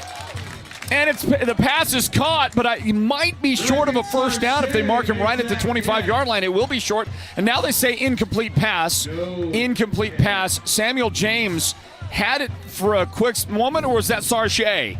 Sarche had it, and he got brutalized on the sideline by Morenci. Yeah, he got hit hard, and he dropped the ball. He had it, ran here, and boom. And unfortunately, I don't think they have that here in high school, but that was leading with the crown. Yeah, helmet to helmet right here. And Byron, they do track that, but the good news is he didn't hit him on his crown. And but boy, a very aggressive tackle. That was an incomplete pass after it was all said and done. It was the official deemed that it was dislodged from Sarche, who comes up and helps out on the tackle now of Julian Aragon. Aragon carries now for 4 yards on the play. Boy, physical play on the field. Lots of personal fouls been called today in this one. And the Yellow Jackets have been unable to get their passing game going with any effect today. No, well, that was a nice pass by Luke rolling to his left. He got it to Sajay, but unfortunately Sajay took a big hit, a helmet-to-helmet hit, and was unable to come down with it. Wildcats, another penalty marked off. This is a 10-yard penalty, so it's 1st and 20, and they'll run the ball into the middle of the Yellow Jacket defense and gain 3 on the play, 3 yards. The pickup right there. If you're going to rely almost exclusively on the running game like Morenci does, and you're facing a pretty stout defense like Blue Ridge has, you cannot afford those penalties. No, you cannot. You cannot get behind the chains like they have here tonight. And we got a quick score update. Paradise Honors 24, Sholo 9. Probably around the same point of the game we are. We're winding down the third quarter. Here's a pass downfield, deep pass, and there's a marker down for, I think it's going to be pass interference. The offensive player was coming back to the ball, and he tried to fight through the Yellow Jacket defender, and there were hands on the defender. In fact, I think Xavier Fernandez literally threw the defender out of the way. I think this is against Blue Ridge for lack of awareness on where the football was. And yes, indeed, that is pass interference against the Yellow Jackets. Did they catch the ball and get the 15-yard gain out of it? I guess they did, because they have declined the penalty. Yeah, I thought Blue Ridge had intercepted the pass. Did it go through the defender's hand into the waiting arms of the receiver? Let's see what happens here. Take a look at it. Here's Fernandez. I thought he had it. Fernandez fought through the first guy. Nice. Look at that. Fernandez was able to take the ball away from Clough. What a great catch. And a 15-yard gain, 1st down for Morenci. They move to right at midfield, the ball at the 50-yard line. And they are going to run the triple option, but give it to the first guy. The ball comes out, but he was down on contact. And a 12-yard gain. 12-yard gain as they mix it up and give us a little different look offensively with, again, that triple option look. Give it to the first guy, Marcus Lucero, for the 12-yard pickup. And a 1st down for Morenci. They'll do that same look again. And the fullback, Lucero's got, he has got some strong leg action there and gains 3 yards on the play. Well, Morenci playing a little hurry up. Sometimes it seems like with Morenci, when they get these type of penalties, it fires them up a little bit, and they're able to move the ball. And here, once again, they got a penalty against them, but now they're moving the ball into Blue Ridge territory. And will he pull it this time? Yes, he does pull it. Quarterback keeps, fakes that pitch, and he's going to be spun down to the 30-yard line, short of a 1st down. It'll be 3rd down and about 3 or a very long 3 to go. They'll, at the end of it, they end up marking him down at the 31-yard line. So a gain of 3 yards again right there. 3 yards in a cloud of very high elevation dust here at Paul Moro Stadium. It'll be 3rd down and 4. 3 minutes remaining in the third quarter of this one. Blue Ridge in front 14-0.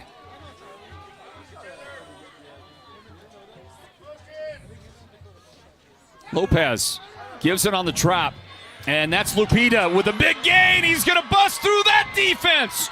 And for Morenci, how about a 31-yard touchdown run? Only the second time Lupita's touched the football. The first time was a sizable gain in the first half. He ran through a couple of defenders in doing that, and now he runs through the entire defense to put the first points on the board for the Morenci Wildcats. Well, how about Lupita right there? Hey, Coach, give him the ball. Hey, 1 carry, 12 yards. He ran over a defender. 2nd carry, 31 yards, touchdown. Give him the ball a little bit more, Coach. Well, as I recall, it was me. I was the guy calling for him to get more touches yes, in the game. Were. I'm just asking the coach. We hadn't seen him in a long time. They're going to run for the 2-point conversion. Will they get it? Yes, they do. That is going to be Aragon following his guys up front, and all of a sudden, Morenci's running game has some life here in the second half. With 2:42 remaining third quarter and a 14-8 now lead for the Yellow Jackets. Morenci on the move. We'll grab this timeout. This is the Sports Zone Game of the Week. It's presented by Hatch Toyota. When exactness is ordered, Hatch Concrete will deliver. We provide ready-mix concrete for any size job, from the do-it-yourself project to the professional construction project, delivering a variety of aggregate to suit your concrete or construction needs from granite to cinders. Hatch Concrete is not just another ready-mix concrete company. We provide quality surface, quality concrete, concrete pumping, and Fox blocks where quality is not just a name, but a tradition. At Hatch Concrete, this mud's for you. Imagine watching your favorite team without a comfy couch to leap from when your team scores that winning touchdown, or a table for all of your favorite game time snacks, or even a media center to display your TV. Unthinkable. The Furniture Gallery, located in Snowflake, brings only the best to make your game time experience a winner. The Furniture Gallery will help make your house into a home, and they'll do whatever it takes to make you a customer for life. There's the kick, and here's the return. Sam James is going to get hit real hard. He got first stood up and driven back, and then somebody from behind drove him forward again. Two big hits on Sam James, but he hangs in there tough for Blue Ridge, and at the end of it, the Yellow Jackets offense will come back out with 2:34 on the clock in the third quarter, and a tentative now 6-point lead for Blue Ridge. They'll start at their own 22-yard line on this possession. Floyd, just a little something you usually don't see. In overtime, it's Nebraska and Illinois. Nebraska had the ball, and they had a 3rd and 42. You know, in overtime, you start your own 20. Yes. They were on their own side at their own 40. It was 3rd and 42. They did not get it. Not shocked. Here's the give to Carlo Harris. He spins out of the first contact and then gets wrapped up by a couple of defenders. But for Carlo, that's going to be a nice gain. How about a pickup of 11 yards? Move the chains. And the Yellow Jackets have another first down. Carlo's numbers continue to mount. So we take a look at what he has done so far. How about 19 carries for 111 yards for Harris? Now it's McGowan. McGowan in the backfield. Stacked up, wrapped up. Not going anywhere. And the defender that got there was Lucero. Lucero coming downhill all the way, shot the gap, tackled the men for a 3-yard loss.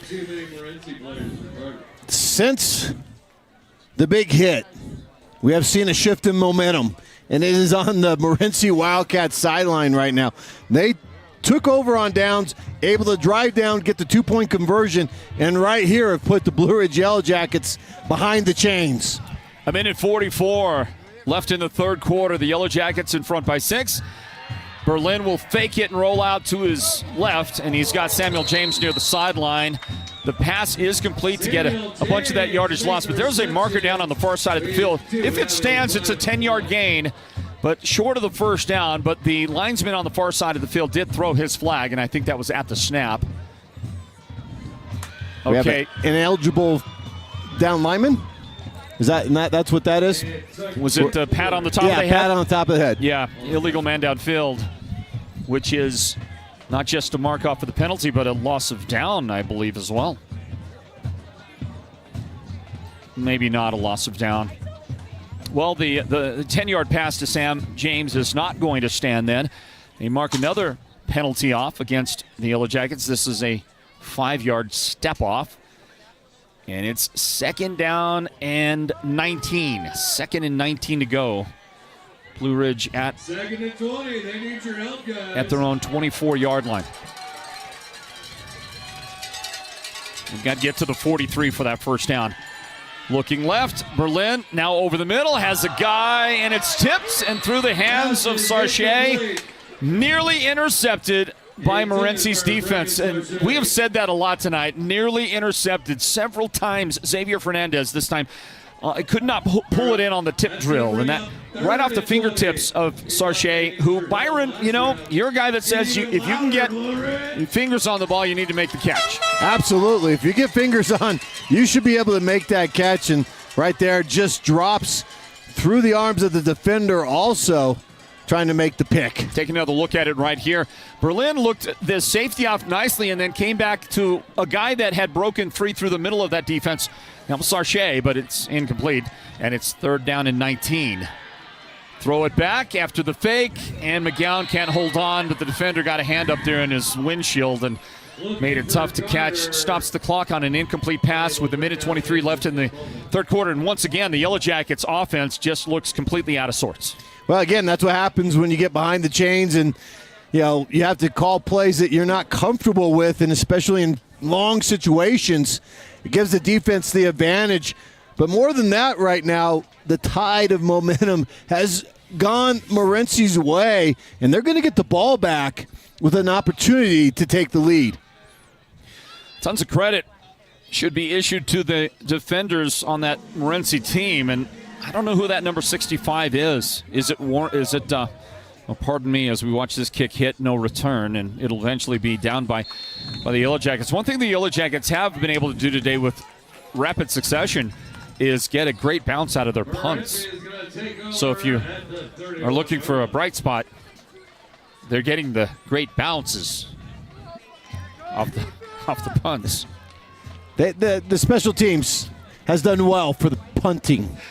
Well, it's the bounce in particular. The bounce. Yeah. Hey, you got to know the field. I guarantee you he's playing the bounce. Yes, he is. Sure he is. 1:11 remaining here in the 3rd quarter, everybody. And Morenci will run the football. And the question here is, are they wearing down that defense? Somebody stole it but took the ball right away from the running back. Is it Hunter Krause? Kind of has a look on how Hunter runs out there. The short legs move at light speed. It's a signature running style, but Hunter is. It's not going to. It's not going to go his way. No, he's lucky he didn't get flagged. I mean, it's the umpire's like, "Hey, can you give me the ball?" And he just dropped it and said, "No, you come get it." I'm not surprised, but he doesn't get a lot of flags. He's the guy that knows how to walk that line. Hunter Krause, great baseball player. Here's the give up the middle and contact on Lucero. And the Yellow Jacket defenders eventually take him to the turf. Carlo Harris, Noah Chi. That linebacking crew for the Yellow Jackets is outstanding, Byron. They really are. And 3 of these 4 linebackers got substantial playing time last year. They were starters all year, and they were good then, and now they've grown a little bit more. But they're still small. Carlo Harris in the middle, Noah Chi on the edge. These are not your biggest guys out there. They're just mighty mites, strong as can be. But I would imagine playing against a tough running team like Morenci, now with 16 seconds left in the quarter, takes its toll on those guys play after play. Give it on the trap. And it's Aragon. Aragon gains 7 yards for a first down on what might be the final play of the quarter. Well, Morenci's doing a nice job. Even though the linebacking core for the Yellow Jackets are tough, but they're when they make the stop, it's already 4 or 5 yards down the field for Morenci. They got to be making the stop and the tackle at the line of scrimmage. That's going to end the 3rd quarter, 14-8. Blue Ridge in front in this battle extraordinaire at Paul Moro Stadium. The 4th quarter on the way. We'll get a word in from our presenting sponsors of the Sports Zone Game of the Week. Hatch Toyota, stand by. For a limited time at Hatch Toyota in Sholo. Push, pull, or drag it in. Even if it doesn't run. If it has groundhogs living in a glove box. Your old car is worth a minimum of $2,500 at your Cash for Clunkers headquarters. Hatch Toyota is guaranteeing you a minimum of $2,500 on your trade-in, running or not, towards the purchase of any new Toyota. If you can get a minimum of $2,500 for a wreck held together with duct tape and bubblegum, imagine what Hatch Toyota can offer you for a trade-in in great condition. Now's the time to move up. Move up to lower payments. Move up to better gas mileage. Move up to something you've always wanted in your driveway. Hatch Toyota, your Cash for Clunkers headquarters in the Northern Arizona Auto Mall. Hi, this is Chaz Hatch. I won't lose a deal over $1, and you have my word on it. Find out more at hatchtoyota.com or visit us today at the Northern Arizona Auto Mall in Show Low. Unapproved credit plus tax and license and $5.99 documentation fee. List to 10 entry. Must have a clean title. Cannot be combined with other offers. Back in, everybody. Welcome back to Paul Moro Stadium. Floyd Simmons right here. Byron Brown right there on the on the call tonight here for the Sports Zone, and there's a give up the middle on a 1st down and 10, and it's going to be Lucero trying to carry the ball into the middle of that defense. Marcus Lucero carries the ball and gains 3 yards. 13 carries, 35 yards for Lucero. How about Aragon? Let's check his numbers. He's been the guy handling most of the duties today for Morenci. He's got 57 yards on 15 carries for the Wildcats. And then there's that Diddy Lupita, who we haven't seen since the touchdown. And they'll give it this time, I believe, to Aragon, and he will get hit at the Yellow Jacket 48-yard line. That's where the play comes to its end. We'll leave 3rd down and a couple here. Yeah, 3rd and short. Give it to Lupita, the way he's been running the ball. So a 4-yard gain, 5-yard gain on this last effort. Sets up 3rd down and 2, and Morenci is back in Yellow Jacket territory. Hand off to the fullback. 1st down yardage. Gain of 3, but yet another flag behind the play. And Morenci is walking backwards as if to admit it was us, and it was. It was a hold on the offense. So instead of a 1st down, the Yellow Jackets are going to get a break, and we'll see if the Blue Ridge defense can step up here. It'll be 3rd down and much longer to go now. 3rd down and 12. This is a key play for the Blue Ridge Yellow Jacket defense right here. The penalty puts the Wildcats behind schedule and basically in 3rd and long situation. You know that the Wildcats don't like to throw the ball, so if you're Blue Ridge, you're just gearing up for the run. So 3rd down and a very long 12 for this team that's going to run the football. They're going to do that little scissors play inside. It ends up going to Aragon. They gave it, and then they gave it again quickly into the middle, trying to run a trap inside. And it's Aragon with the carry, and he gains, give him 3 yards on the play. That was Lupita, wasn't it? They gave it to him first, and then he handed it off to Aragon in the middle. I say this. Keep it in Lupita's hands. Exactly. I'm surprised they didn't let Lupita keep it, but that nice job by the Blue Ridge defense forcing a punt by the Wildcat offense. Yeah, 4th down and 9, and they'll snap it from their own 45-yard line. And this is a snap over the head of the punter. Here comes Blue Ridge chasing him down. The Yellow Jackets are going to get the ball back with great field position. Somehow he got the punt away under duress, and he'll come to rest at the 40-yard line. The Yellow Jackets are going to get it with a very short field in front.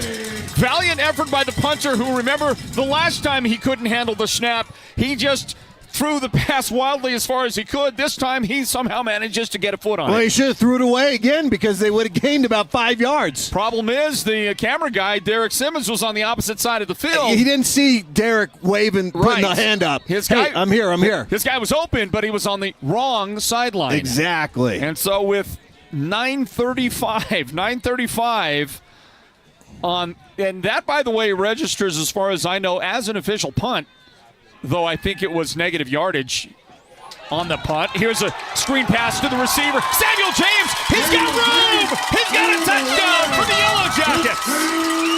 Great play call right there by the offensive coordinator, Alex Stemmons, right there. Sent Carlo Harris in motion. Morenci, the defense, keyed on number 12, brought everybody to the right side of the Blue Ridge offense. And right there, Sam James just came up for the screen on the left side, and there's nobody, no white jerseys on that side, and Sam James takes the speed to the house for the Blue Ridge Yellow Jackets. Tremendous blocking by the Yellow Jackets. Is there a number 67 out there? No, that's 57. That was Cox. Jared Cox threw a great downfield block to help make that happen. Now the 2-point conversion will make this a 2-touchdown lead for the Yellow Jackets as Carlo Harris is able to take it across with 9:26 remaining in regulation. Blue Ridge 22, Morenci 8. The Sports Zone Radio Game of the Week, presented by Hatch Toyota. When it comes to paint, whether you're looking for interior or exterior paint, Dunn Edwards provides quality solutions to make all your painting projects look professional. And the home of Dunn Edwards in the White Mountains is Ace Hardware in Show Low, Pine Top, and Heber Overguard. Thanks to Dunn Edwards, Ace has the best interior paint for your home or office, and their exterior paint will stand up to the wear and tear of our tough seasonal weather. When it's time to paint, it's time to visit Ace Hardware of the White Mountains for high-quality Dunn Edwards interior and exterior paint and primer. The gridiron is where teams come to battle and dominate. With over 5 decades of knowledge and expertise, manpower, and a whole lot of horsepower, Perkins Cinders is that all-star teammate you need to dominate your project. They deliver all things dirt, from gravel, cinders, topsoil mulch, concrete materials, and more. Want to score big? Use the one that will get you that win. Perkins Cinders is helping you get a load of this. Well, in the first half of this game, only Blue Ridge managed to score. They had a 7-0 halftime lead. But in the second half, these teams have gotten a little more busy. Yellow Jackets adding 2 more touchdowns, including that Luke Berlin to Sam James 40-yard touchdown pass a moment ago. The single play, the lone play of a very short possession that they had that started at the Morenci 40-yard line. And it was a 40-yard touchdown pass on the screen play to James. There was that Morenci touchdown that preceded it a few moments earlier at 2:42 of the fourth quarter, pardon me, and that was Diddy Lupita on the 31-yard touchdown run that added what have so far been the only points of the game for Morenci. A 22-8 lead right now, and the Wildcats get it back here with just a skosh more than 9 minutes remaining in regulation, and Noah Chi meeting the runner in the backfield. Is that the quarterback himself? Was that Lopez hanging on to it? Nowhere to go. And Noah Chi celebrating after a big play in the backfield. Yeah, great job by Noah Chi right here. He forced the quarterback because he played the pitch and then took out, once the quarterback kept the ball, he grabbed the quarterback for the sack. Well, and technically not a sack. But TFL. Yeah, okay. You get it, the TFL. But a great job by Chi right there. And go back to that touchdown play by the Yellow Jackets. Look, when you got a turnover on downs or you had like that where it's a big play, bad punt, you're looking for the big play, and the Blue Ridge Yellow Jackets instead of going deep, they did a great job with the decoy, got James wide open on the side for the touchdown. And Morenci's going to try to run essentially the same play, bubble screen to the receiver, split out to the right, who ends up, that's Fernandez, who hauled in the pass, and he got the 2 yards that he lost a moment ago, got that back. It's 3rd down and 10 for the Wildcats. And now the clock becomes a factor for Morenci, considering that they are a clock-hungry kind of offense. They need a lot of clock to move the ball down the field. The passing game, not their strength. 3rd down and 10, they're going to have to throw from the pocket, dropping back, and pressure comes. Pressure gets there. Quarterback sack for the Yellow Jackets. They're able to get to the quarterback. It's Daniel Rodriguez with the sack for the Yellow Jacket defense. Yeah, Rodriguez just coming on the edge right there, forcing, and Morenci not too good on the passing game, but Rodriguez coming off the edge, coming around, getting the sack. And for what is the final time today, I would think Morenci lines up to punt the football. I don't think, the clock is just not favoring them right now, down by 2 touchdowns and counting down with 7:35 remaining in the fourth quarter. I don't think you would see this punt squad return again after this. And boy, that's going to be rough here. It's a short kick, fair catch made by Tricky for the Yellow Jackets at the Morenci 38-yard line. That's where Blue Ridge gains possession of the football one more time. Yeah, we talked about the momentum shift toward Morenci after they were able to get the turnover on downs against the Yellow Jackets. Well, right there, the turnover, not necessarily turnover on downs, but it was the bad snap that created the bad punt. And once they got that, you could see the momentum, and now they've scored, and they've been able to come up with a big defensive play. And let's see what they could do offensively. First down play at the Wildcat 40-yard line, and Carlo Harris just runs right over one of those defenders who probably doesn't want to see Carlo coming downhill again anytime soon. That defender, Jordan Romero, just did not get he just did not wrap the running back up right here. You'll see it again as the defender ends up in the wrong position after an 8-yard gain. Make it 7 for Carlo. Yeah, Carlo saying, you know what, I'm just going to do what I do best. I'm going to run downhill and exact some punishment, and that's exactly what he did. 2nd down and 3, and this is McGowan carrying the ball short of the first down, maybe a yard on the play for Carter. McGowan give him that yard. Well, Carter's the future of this running game, although he's got a while to wait before he gets to be the guy because Harris has another year in the program. He's only a junior, so Carlo's going to be the workhorse for a long time yet to come. 3rd down and a couple to go before the Yellow Jackets line up in the power I, and Harris will follow his guys right straight up. They got there for a 4-yard gain and a first down. Yeah, if you're Blue Ridge, scoring is getting the icing on the cake, but you want to take the time off while doing it, and that's exactly what they're doing, is just body blow with each run to this Wildcat defense. 21 carries and 122 yards, plus a touchdown for Carlo Harris. First down and 10. Ball at about the 27-yard line. And Luke Berlin is going to stand there and let the play clock run down. Chew up as much of that time as he can from under center. He gives it right side to Harris, and Harris is going to be taken down. But he gets another chunky yardage out of it. How about a 5-yard gain for Carlo to bring up 2nd down and 5 with another penalty marker down.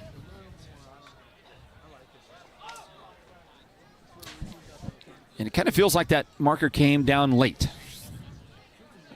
And it does work against the Yellow Jackets. Unsportsmanlike conduct. I have not seen the Yellow Jackets get drawn into that kind of penalty, the unsportsmanlike stuff, in a long, long time. In fact, I don't know if I ever have. This might be when it comes to that kind of tone that the Yellow Jackets are playing under, I just haven't seen it.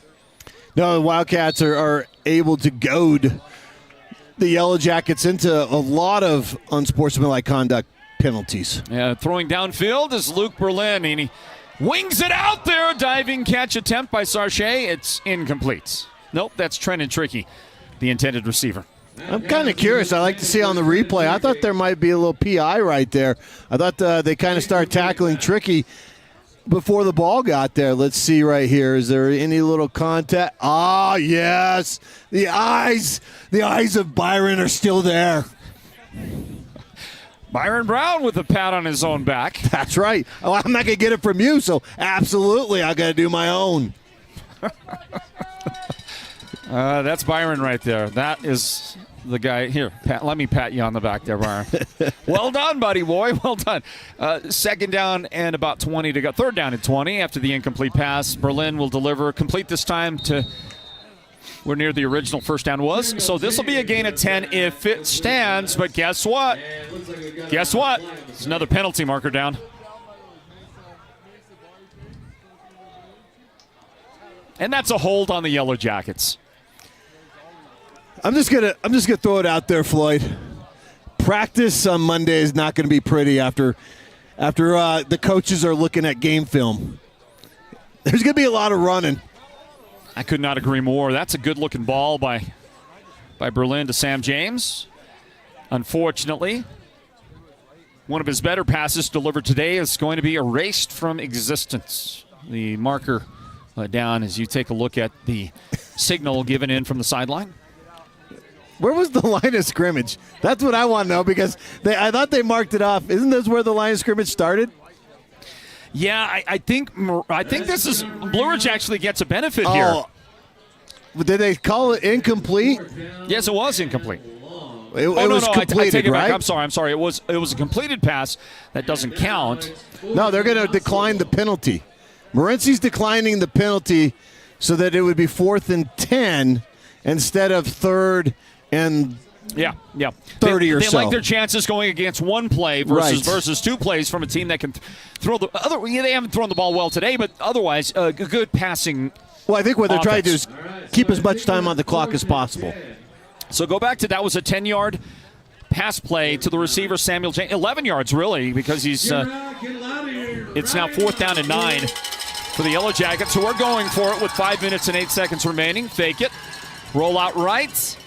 and throw toward the end zone. Double coverage there, and that's incomplete, out of the reach of the receiver who was trending tricky. And Wildcat defense they were not fooled one bit about who the intended receiver was going to be. They had two guys out there patrolling, taking care of Trenton defensively. Well, and again, that was a good call by Morenci by declining the penalty because they only ran off 7 seconds on the clock. So that gives Morenci 5 minutes. Instead of if they took the penalty, Blue Ridge would have ran at least 2 plays and 1 running play. Ran it down into about 4 minutes. And so now the question is, can Chris Lopez and the Wildcats offense, can they move the ball effectively in a short amount of time and get some points on the board? Much needed points. Right now they're going to run the wheel on the left side, and now the quarterback eventually is going to throw it, and it's tipped away incomplete. Carlo Harris in the middle of the defense with a hand on it. Oh yeah, there's a flag down on the field. Why wouldn't there be? And it's a hold on the offense. I'd like to know the percentage of time that we've had a flag on a play in this game. Well, what we didn't know was that the refs are sponsored by Tide. With all the laundry that they're doing. I thought it was all temperature, but okay. You do see the hold right there. Got a fistful of Noah Cheese jersey. And so if they mark that off, it's going to be first down and 20 or first down and 21 or something like that after the penalty. Do we got to take a break? We'll take one. 4:51 remaining, everybody. A 2-touchdown Yellow Jacket lead, the Sports Zone Game of the Week, presented by Hatch Toyota. Beeman Well Drilling is a proud partner of Sports Zone Radio and the Friday Night Football Show, and they give support to each and every school and team in the White Mountains. Just like Sports Zone Radio, Beeman Drilling has the kind of experience that makes them the best at what they do. Paul Wyatt is the guy to talk to, and he'll take your call anytime, day or night, 537-1031. Or better yet, call him right on his cell phone, 928-205-7647. This football season, go deep with Beeman Drilling. In years past, when you needed expert medical care, you may have overlooked one credible local healthcare provider. White Mountain Regional Medical Center's Rural Health Clinic is your destination for specialized care, orthopedics, podiatry, behavioral health, and advanced interventional pain management. And it's all closer than you think. Located in Springerville, White Mountain Regional Medical Center is your healthcare partner when choices matter. Return to the action. It's first down and 20 for the Wildcats. They swing it out to the right side. Not going to go very far. Pass caught out there by Aragon. And the Yellow Jackets are there for it. Daniel Rodriguez helping out on the play defensively. Was that Hunter Krause getting out in the play as well? Might have been. And a loss on the play, by the way. There's that to consider. How about a 5-yard loss on the pass play?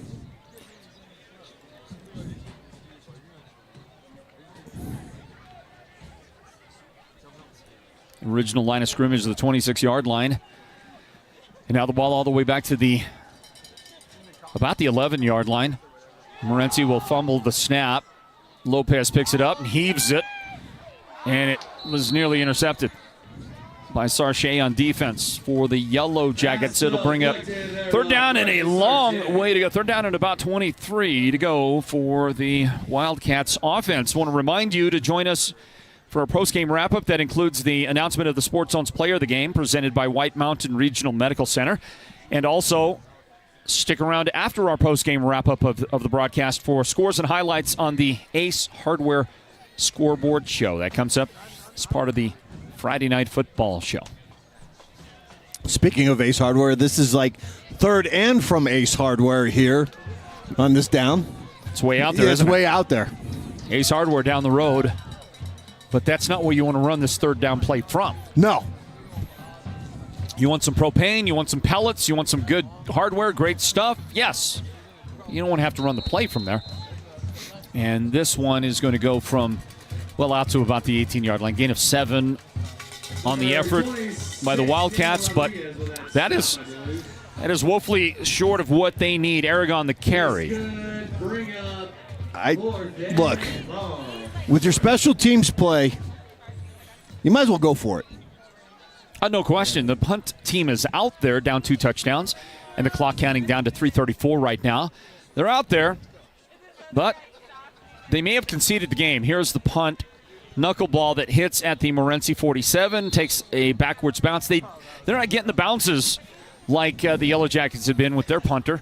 And this one will be downed by Morenci at their 45-yard line. The Yellow Jackets will take over with 3:23 remaining and a short field in front. And hey, it's going to be a tough finish for the Wildcats, I believe.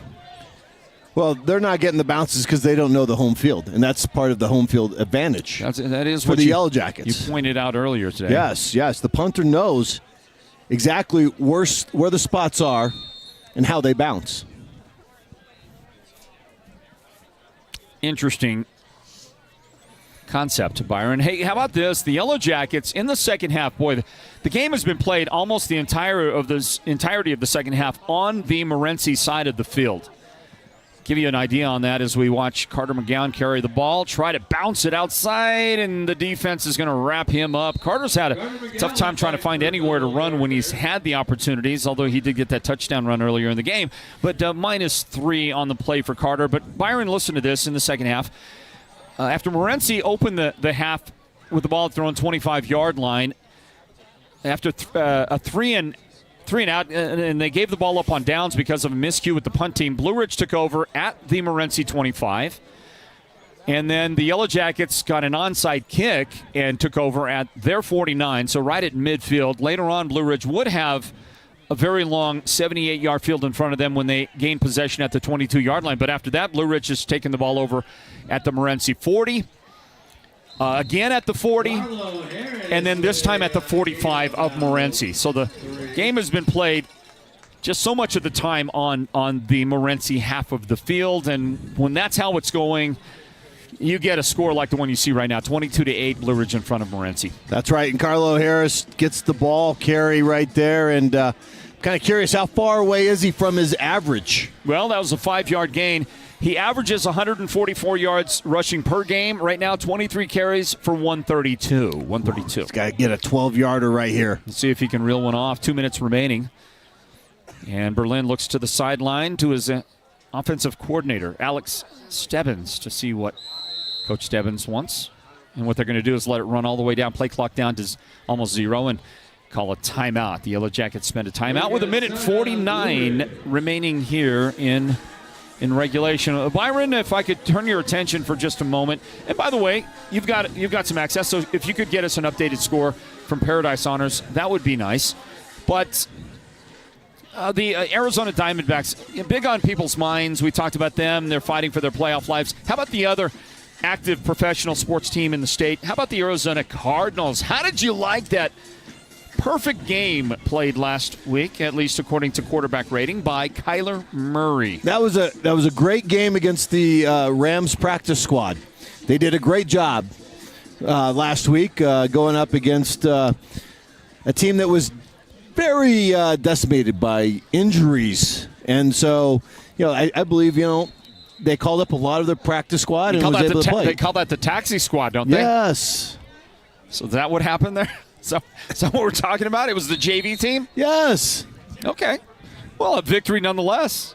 And by the way, the Cardinals are going to take on the Lions. The Lions this Sunday at Cardinal Stadium. We might have some tickets to that. In fact, we'll watch Carlo Harris lose a yard right here. That's not the direction you want him to go. Try to get to his average for the season. We need to ask our producer, Derek Simmons. Are we supposed to be giving away some tickets, Derek? My apologies, but I have kind of lost that. We supposed to give away some tickets? No, not supposed to give away any tickets. Okay, I got you. Well, we have some tickets, but I think we've offered them to somebody else. Let me put it that way. You've offered them to the local celebrities. I don't mean to get everybody's hopes up and then dash them just like that, but I guess I did just dash. Yes, you did. Everybody's hopes. You just dashed their hopes. Okay, well, guess what? You can't win tonight on our broadcast. First person that guesses what you can't win. Let's see here. We're giving away on Facebook. Oh, so go to the Sports Zone Radio Facebook page and find out whether it's now or maybe it might be later. I don't know. Maybe tomorrow. I don't know. Go there and you'll get a chance to win tickets to the Arizona Cardinals taking on the Lions. Got some good seats for you. 4 tickets, by the way. 4 tickets to enjoy with your Or tickets. Friends or fam. Go to Facebook. Friends or fam. The Fam Bam, if you want, as a matter of fact. 4th down and 9. And the Yellow Jackets trying to take a lot of time off. Tricky's punt is tricky. And it goes out of bounds and no return. And that's where the possession for the Yellow Jackets comes to an end. You're very good. I will give you much kudos because you know songs and music. So what song is that? It's tricky, so tricky. Remember that song? She's no, not She's Tricky. It's tricky. It's tricky. Oh man, that's you know what song I'm trying. Yes, I do. You're gonna have to help me. Is it Run DMC? Is that right? Run DMC with that? Yeah. Yeah, but the title escapes me at the moment. Maybe the title is It's Tricky. It could be. It might be. 28-yard line, the spot of this desperate possession for the Wildcats. Hey, after this play, maybe our field camera down there, Derek, boy, that was a big hit. Noah Chi. And Carlo Harris. Step up. Carlo Harris steps up. Lucero, the ball carrier. And that was a rude meeting right there. Maybe Derek can give us a close-up look at those Morenci helmets. I got to tell you, I like the look from up here, man. Those are sharp-looking helmets, you ask me. Like I agree. The little copper M right there, coming off the black, that is very sharp. It's good looking uniform. Hey, by the way, Morenci might be the best small school football stadium, at least outdoor stadium, at any rate, in the state. It is beautiful. It's fairly new, and I think they unveiled the new playing surface last year. I like it a lot. It's beautiful.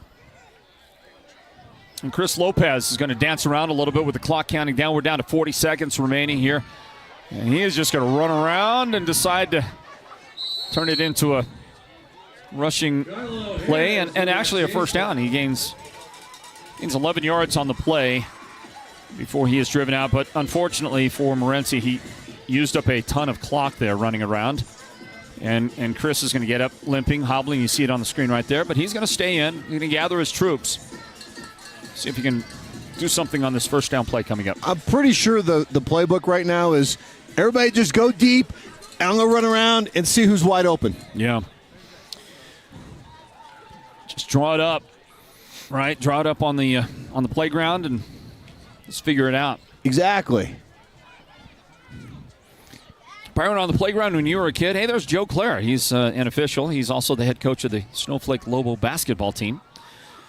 And he did look at the camera there. Split second look at the camera. He knew the camera was on him, and he couldn't help himself. You saw it right there. Twins left. Motion across the formation. And Lopez. Roll out. And he's going to go down. He will go down. There's 24 seconds on the clock. They might get one more snap off, I think. You know what Joe Clare is known for? Not just the Snowflake Lady Lobos head basketball coach.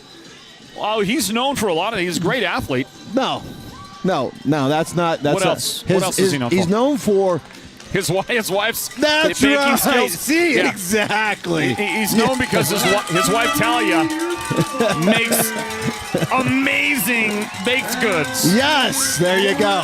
Her ginger snaps at holiday time, as you see the final seconds have ticked off. And the Yellow Jackets have collected their 5th win of the season. They're undefeated. Last time the Yellow Jackets were 5-0 was 2015. 2015, which was Bob London's first year as the head coach of this team. There you go. So they won their first 5 games of the season, but 9 years. Then they struggled to finish after that. They had a bad finish to the season after getting 5 wins. But here they are again. Here they are, 5-0. So first year for London was a 5-0 start. First year for Halmerson is a 5-0 start. We'll see if that's where the parallels end next week against Safford. I guess we will. And Safford was outstanding last year, lost some of that senior leadership they had. We'll see what they end up looking like next week, because we will next Friday be back here at Paul Moro Stadium and cover the Yellow Jackets one more time. Preceding that next Thursday, Sholo hosting Round Valley. So we have that one for you. Wow, double Not quite a doubleheader, but back-to-back. Yeah. A special Thursday night edition of the Friday Night Football Show. There you go. Next week. Final score here, 22-8. Blue Ridge has defeated Morenci. You're listening to Mix 98 KRFM Sholo on radio here in the White Mountains, and of course watching our Sports Zone Radio live video stream coverage on our YouTube and Facebook channels. Our post-game wrap-up is on the way. Following that, in about 20 minutes or so, it'll be the Ace Hardware Scoreboard Show, our scores and highlights portion of our activities on the Friday Night Football Show. So the night continues on here from Blue Ridge High School, and our postgame is next. This is the Sports Zone Game of the Week, presented by Hatch Toyota. All right, ladies, buckle up. First drive in my new 2024 Toyota RAV4 from Hatch Toyota. Very cool ride. It has those awesome safety features and a huge touchscreen. Look at all this room. Perfect for taking my kids and their friends to practice. I know, right? Plus, the payments are only $359 a month. It's such a great deal. Did you trade in your old car or what? I did. I got $2,500 for it during Hatch Toyota's Push-Pull or Drag event. $2,500 and a new RAV4 for $359 a month? Sweet deal. Ready for a new ride? Visit Hatch Toyota's Push, Pull, or Drag event. Get a guaranteed minimum of $2,500 for your trade, no matter its condition. Drive away in a 2024 Toyota RAV4 with payments starting at just $359 a month. Hatch Toyota in the Northern Arizona Auto Mall and online at hatchtoyota.com. On approved credit plus tax, title, license, $599 documentation, and $210 fees. Must have a clean title. Lease for 36 months with $29.99 due at signing. Cannot be combined with other offers. This could be your best vacation ever. Start with 2 nights at Caesars Palace in Las Vegas. Then add 2 premium tickets to see Mr. Garth Brooks live at Caesars Palace the first night you're there. And if that's not enough, let's add 2 tickets to the National Finals Rodeo the very next night. What? When you choose Mountain Mobile Auto Glass and Tint to replace your insured windshield, everyone gets steak dinner for 2 at Cattleman Steakhouse and 2 movie tickets. And right now, everyone, cash or insurance, gets their name put in a hat to win a vacation they will never forget. 2 front section tickets to see Garth Brooks live at Caesars Palace in Las Vegas. And 2 tickets the next night to see the National Finals Rodeo. If you have a broken windshield, you know the jingle. 5, 3, 6, 5, 9, 7, 2. Mountain Mobile Auto Glass. Cash back to you. Woohoo! When it comes to paint, whether you're looking for interior or exterior paint, Dunn Edwards provides quality solutions to make all your painting projects look professional. And the home of Dunn Edwards in the White Mountains is Ace Hardware in Sholo, Pinetop, and Heber Overgard. Thanks to Dunn Edwards, Ace has the best interior paint for your home or office, and their exterior paint will stand up to the wear and tear of our tough seasonal weather. When it's time to paint, it's time to visit Ace Hardware of the White Mountains for high-quality Dunn Edwards interior and exterior paint and primer. Have you heard the big news? At White Mountain Regional Medical Center, we are bigger and better than ever. With our newly expanded emergency room facility and capabilities, we are even better equipped to handle your urgent needs with the care and efficiency you deserve. Discover the new standard in healthcare, right in your backyard. Choose White Mountain Regional Medical Center, located in Springerville, where specialized and emergency care are now within reach.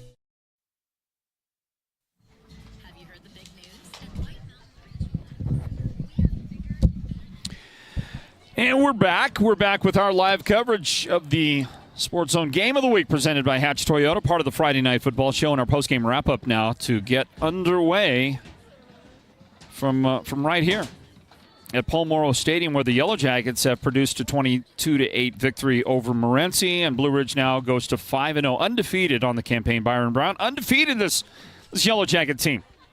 Been a long time since we had conversations where we were talking about them being this deep in the season and without a loss on the record. Well, you mentioned it earlier that it's been 9 years since Blue Ridge Yellow Jackets has started the season 5-0, and once again another achievement for Coach Elmerson, who going into tonight hadn't started a season 4-0. Now he's gone 5-0, and a tremendous achievement for the Yellow Jackets here.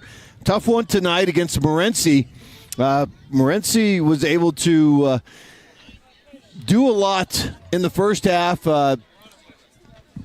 a lot of running, and defensively they held the Blue Ridge offense to only 7 points, but the running game for the Yellow Jackets was able to create some breathing room and some body blows that eventually they were able to pull away there at the end and come out victorious 22-8.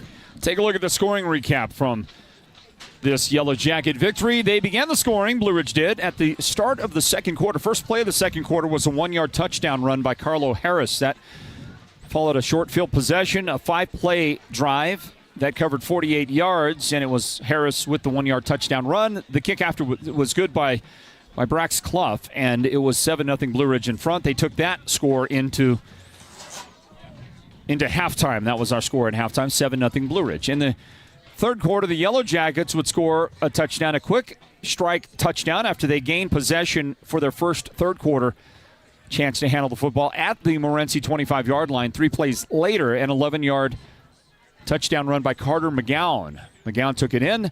The kick was added by Clough, and it was a 14-0 Yellow Jacket lead with 8:44 on the clock in the third quarter. Blue Ridge scored again on their... No, pardon me on that. It wasn't Blue Ridge. It was Morenci. Morenci scoring eventually. They were able to get the ball after Blue Ridge successfully covered an onside kick, but then stalled in Morenci territory. The Wildcats would eventually get the ball and move the ball 65 yards down the field on a 7-play drive for their only score of the game. It was a 31-yard touchdown run for Diddy Lupita, and then a 2-point conversion by the team as well to cut the Yellow Jacket lead down to 14-8. That came with 2:42 on the clock in the third quarter. One more score for the Yellow Jackets. This time it was a 40-yard touchdown pass with 9:26 remaining in regulation. Luke Berlin hooked up with Sam James on a bubble screen on the left side. Sam got the great blocking up front. I don't think it was even touched on that 40-yard scamper to the end zone.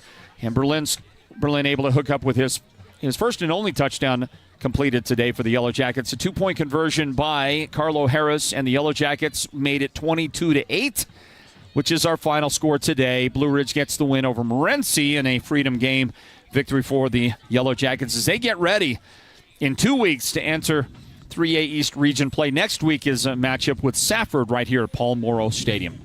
Well, as we continue on in our postgame, it's an opportunity for us now to speak to the Sports Zone's player of the game. We'll do that here now. We'll roll tape on that, and we'll do an introduction on it. Folks, welcome into Paul Moro Stadium, the home of the Blue Ridge Yellow Jackets, for their 5th win of the season. They are now 5-0 after knocking off Morenci 22-8, and we welcome you into our postgame wrap-up. I'm Floyd Simmons with Byron Brown, everybody. The game of the week is presented by Hatch Toyota, and the guy on your screen is running back and linebacker for Blue Ridge, but more importantly on this night, he is the Sports Zone's player of the game. Carlo Harris joins us now. Congratulations on tonight's victory, Carlo. Thank you, sir.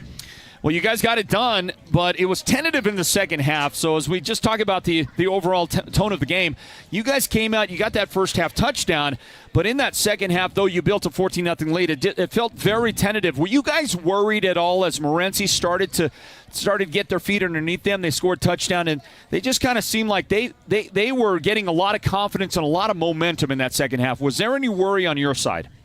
Yes, sir. There was a lot of worry. It was a very intense game, you know. Our boys just had to stay sharp. We had to do our job, and all we could do is execute. I mean, stay in our position, you know. One little move could change a lot in a defense, so we just tried to play our best. Well, you talk about intense game. I don't remember this many flags combined in a game. It's been a long time since we've seen that number. I don't remember this many flags on the Blue Ridge Yellow Jackets. You guys were flagged a ton. 11 penalties for 100 yards. I don't know, Carlo, I don't remember the last time that's happened to the Yellow Jackets, and a number of those were personal foul calls out there. Was that just an indicator of this was a really physical game, or how would you describe it? Yes, sir. It was physical. It was back and forth between both teams. It was, you know, maybe it's always the second person who gets caught is what they say, but you know, it was very intense, and our boys we tried to keep her cool. But it's what happens. It happens. Yeah, well, football. Very physical game, for sure. Well, Carlo, this is Byron Brown, B Square, and congratulations here tonight with the Blue Ridge victory and being the Sports Zone player of the game presented by White Mountain Regional Medical Center. And how about you being the workhorse this evening here? 24 attempts for 131 yards for an average of 5.5. And that's not even including about the 50-yarder that got called back after on holding. So tonight, Carlo, you're the workhorse. Are you ready for that ice bath? Yes, boss, I am.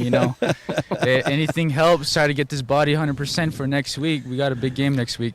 Byron made a call on a play where you got tackled and this big lineman, 270-pound lineman, came crashing down on top of you. Byron made the comment that you're a bull rider. You're normally on top of the bull, and this time the beef was coming down on top of you. Yeah. Sometimes in that case it happens. You just got to cowboy up and be tough. Your team is not big. I mean, people are going to look at the film, and they're always going to see an undersized Blue Ridge team. But, I mean, the Yellow Jackets, that's just who the Yellow Jackets have always been. But it's the toughness factor of you and those guys. How would you describe what is it about the culture of this team? Because you guys are just so tough, so gritty out there on the football field. I mean, there's a lot of culture in this school. We just try our best to follow it. We have that willingness to want to win. We want to win. We don't like taking an L. Yeah, there's no question about that.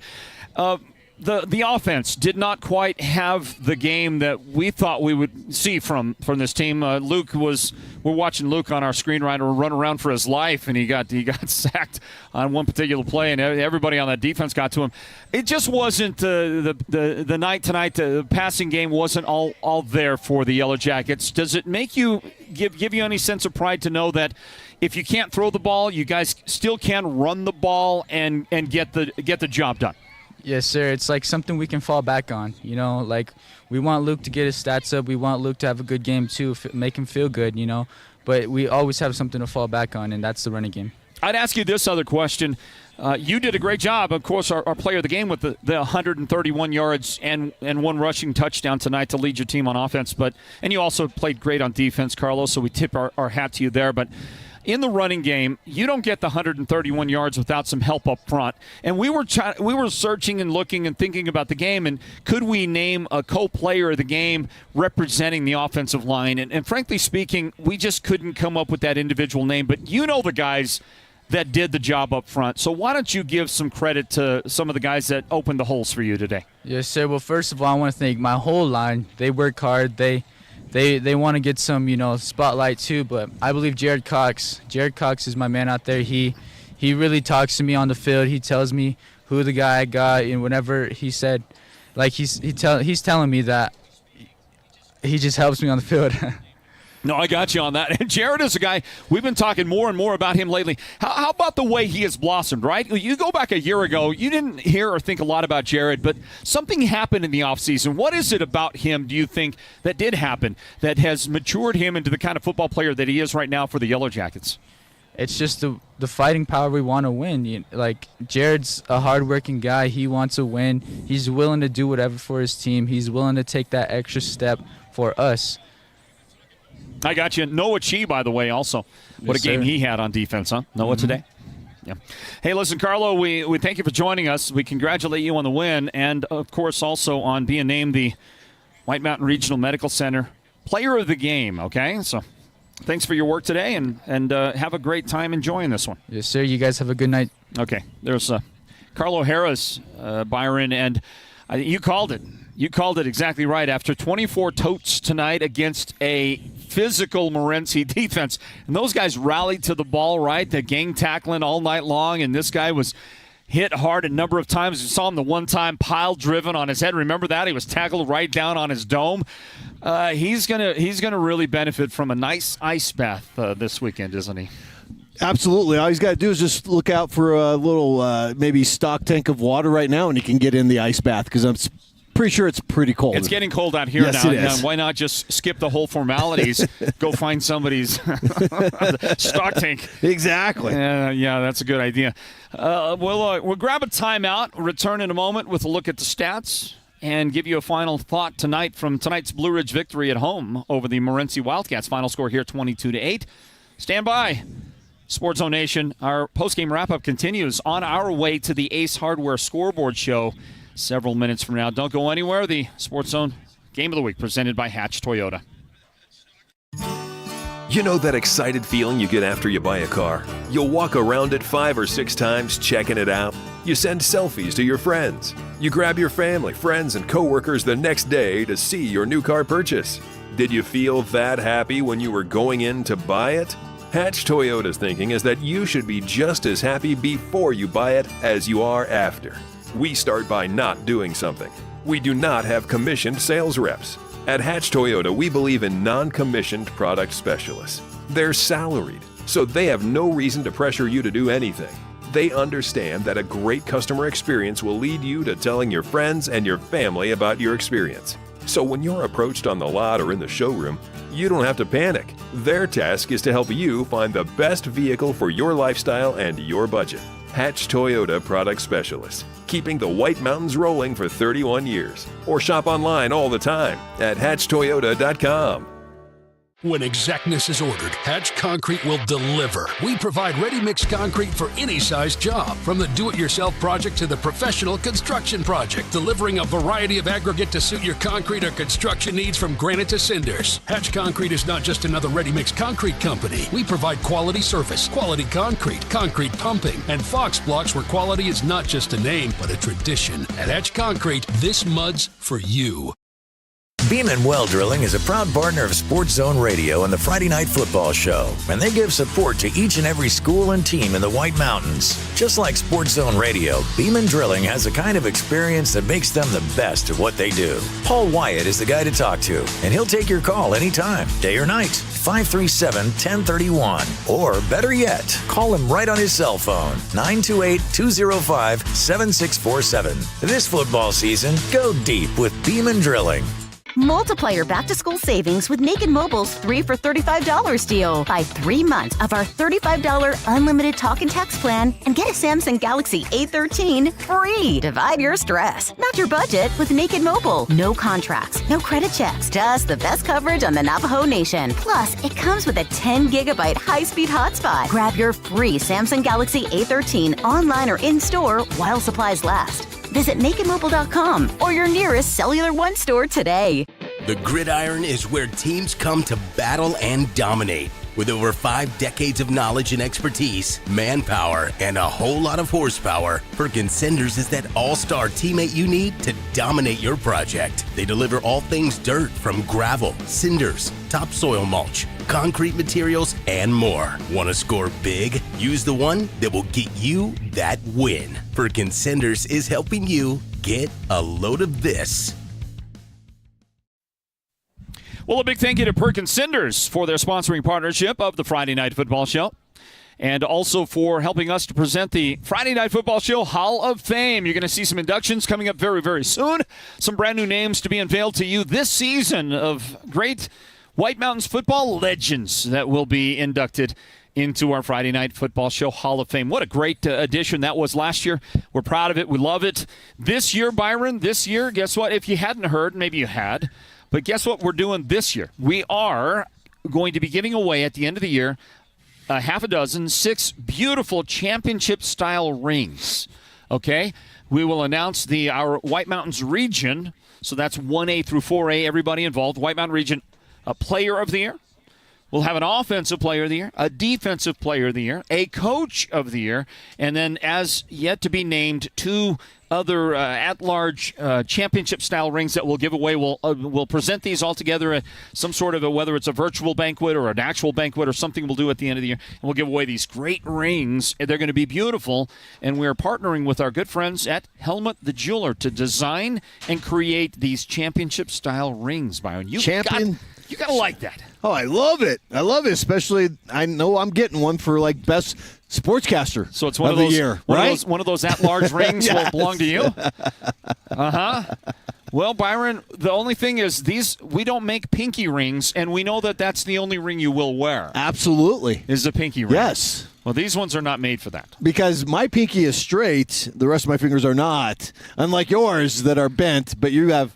I have straight other digits. fingers. That's right. Yeah, but my pinkies, they're no Your good. pinkies, yeah. They've been smashed and bruised and broken and all kinds of stuff over the years. 22-8, the final score. Blue Ridge has defeated the Morenci Wildcats on this increasingly chilly night in the fall here at Paul Moro Stadium. It's still not bad, Byron, but very soon we'll see the downturn in those late night temperatures, and it'll start to get a little bit cold underneath the Sports Zone canopy.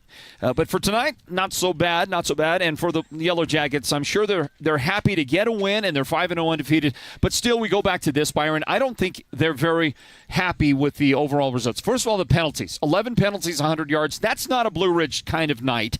And the offense did never really get that start. It never got ignited tonight. The passing game just didn't get off the ground in this one tonight, and I think the Yellow Jackets are going to look to try and bounce back with something much bigger next week against Safford. Well, part of that reason is exactly what you started with, which is the penalties.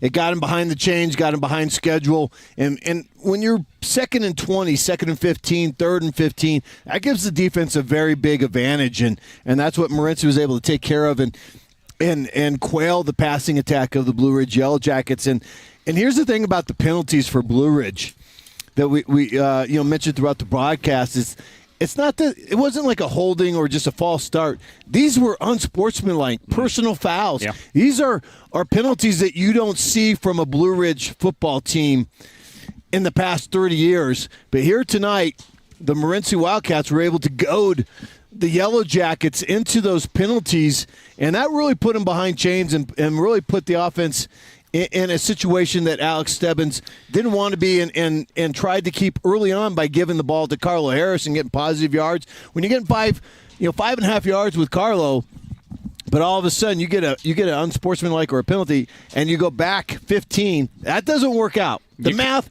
does not work out. You got to clean it up. I'm watching these highlights, by the way, and I'm going to refer back to something that Carlos said a moment ago as I'm looking at these highlights. And I'm seeing a lot of physical play out there like that hit on the receiver.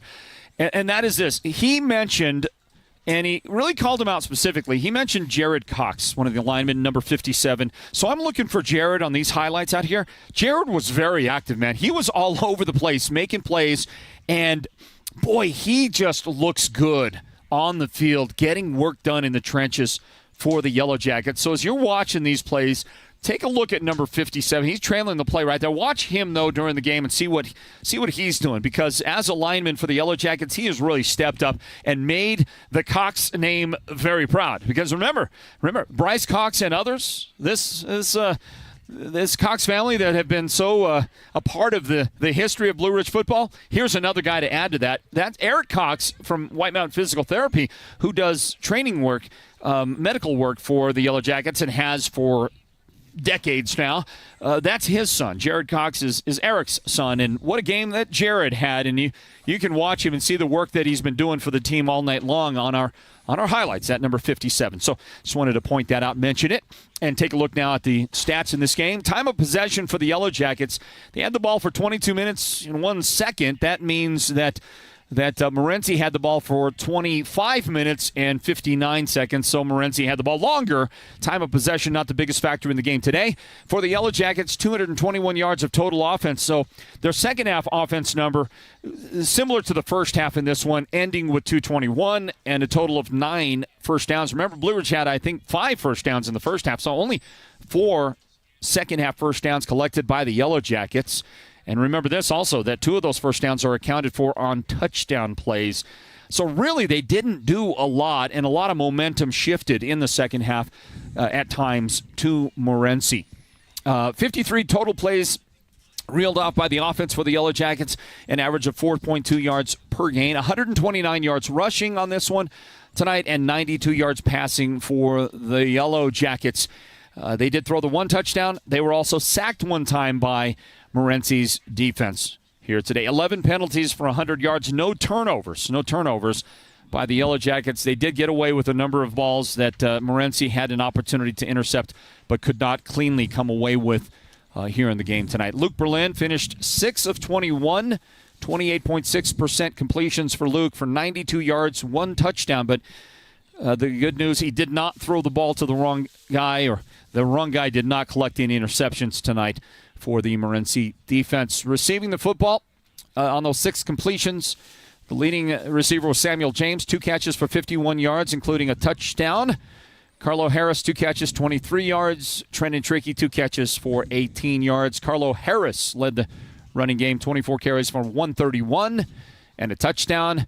Also running the football, Carter McGowan, 7 carries for 10 yards, but he did have an 11-yard touchdown run.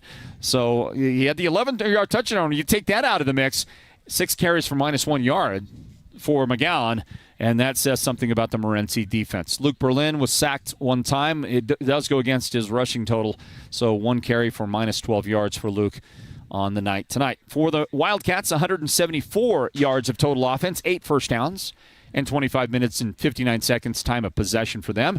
They collected 160 yards rushing and 14 yards passing today, penalized 10 times for 95 yards. The Yellow Jackets were actually penalized more than Morenci tonight, and Morenci had a ton of penalties. Yeah, they did. I'm surprised at that number because it seemed like Morenci had just as many as Blue Ridge, and again, that put them behind the change and allowed the defense to pin their ears down and go after them here, tonight. And really, Floyd, we talked about, it was a lackluster first half because of the penalties, and then the second half, it was just a game of momentum, right?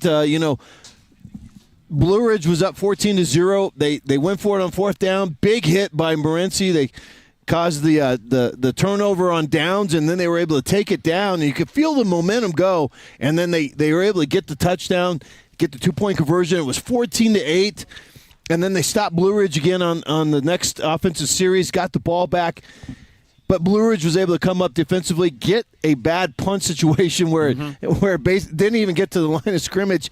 And then right there, big play by the Blue Ridge Yellow Jackets on the using Carlo Harris as a decoy and throwing it to Sam Jones on the left side as Harris went in motion to the right. No one on that side. You talked about Jared Cox. He was downfield, providing that key block for James, who walked it in. And after that, it was all Blue Ridge. Yep. They were able to recapture the momentum in the closing moments of the game. Chris Lopez, the quarterback for Morenci, finished 4 of 6, 14 yards for him today in the game. And his passes were caught by Xavier Fernandez, who caught 3 of them for 19 yards. And also, it was Julian Aragon catching the remaining pass, but he lost 5 yards on that reception. Running the football, Aragon, 18 carries for 72 yards, exactly 4 yards a carry for Aragon today. His long carry of the game was just 9 yards. So he just really grinded it out there tonight in the rushing game for Morenci. Also carrying the football, Didi Lupita. 2 carries, 43 yards. They were both impressive runs. One of those, a 31-yard touchdown run for Lupita. Let's see, Marcus Lucero carried it 14 times for 35 yards. The quarterback, Chris Lopez, 7 rushes for 12 yards. And Andre McCauley, 1 carry for -2 yards today for the Wildcats. So those are your numbers. That's what it looked like in a victory for the Yellow Jackets, who get ready to play Safford next week back here at Paul Moro Stadium, a game that we'll cover for you on Friday night, 7 nights from tonight. It'll be the Sports Zone Game of the Week once again. Next Thursday night, Sholo hosting Round Valley. Look to the Sports Zone for great coverage of that matchup. And unfortunately for you folks, Byron Brown will not be here for either one of those games. You're going to be out of pocket, huh? I will be out of state. All right. Well, you travel safely. Thank you very much. I appreciate it. And we'll await your return to the broadcast booth in a couple of weeks. Otherwise, there it is, Byron, and it was a lot of fun tonight, man. It was a good game. Hey, Blue Ridge, Morenci came up here, gave Blue Ridge all they had, and Blue Ridge was able to come away with the victory that they wanted and got here at Paul Moro Stadium, and was able to go to 5-0 and continue that climb to toward the playoffs. Absolutely. And good luck to all teams involved. We're going to check in on the Sholo visit to Paradise Honors tonight, coming up on the Ace Hardware Scoreboard Show. How about St. John's at Pima? We'll have details on that coming your way very, very soon as well. Round Valley was at Poston Butte tonight. Snowflake had the night off. We'll check in on all that action. It was Alchese hosting San Carlos on this evening as well. So we'll have some final scores for you on the Ace Hardware Scoreboard Show coming up in just a few moments as the Friday Night Football Show continues. On our radio broadcast, we're going to go back to music for just a few minutes while we get you set for tonight's Scoreboard Show, which will be coming up in a few moments. So don't go away. If you hear the music, don't worry. We'll be back in just a few moments. Our video broadcast will end here. So if you're watching video and you want to listen to the scores and highlight show, what you can do is you can tune in online at 985krfm.com. That's the website for Mix 98, 985krfm.com, and you can hit the listen live button and listen to the Ace Hardware Scoreboard Show here in just a few moments. Byron, we're going to let you go off and tuck yourself into bed and have some nice hot cocoa or whatever it is, whatever your nightly routine is, green tea or something like that, and some lavender maybe, and you'll be off to. I appreciate that, and I can't wait to have my hot cocoa with my marshmallows on it, and put on my warm fuzzy slippers, and just out there for everybody that's traveling. Hey, have a safe travels, and may you know God's love and God's peace. All right, Byron, thanks for being here, buddy boy. And we'll see Byron again down the road a couple of weeks from now. That's going to do it here on our broadcast of the Sports Zone Game of the Week. The Ace Hardware Scoreboard Show is just a few moments away on radio, and we'll have that for you in a little bit, everybody. Looking forward to a check-in from a couple of the coaches around the area as they've been out there playing some football in other parts of the state. Congratulations to Blue Ridge. They've defeated Morenci 22-8. That wraps up the Sports Zone Game of the Week. It's presented by Hatch Toyota. We'll return here to Blue Ridge High School for the scoreboard show in a few moments. Until then, God bless you, everybody, and we'll see you again real soon on the Hatch Toyota Friday Night Football Show.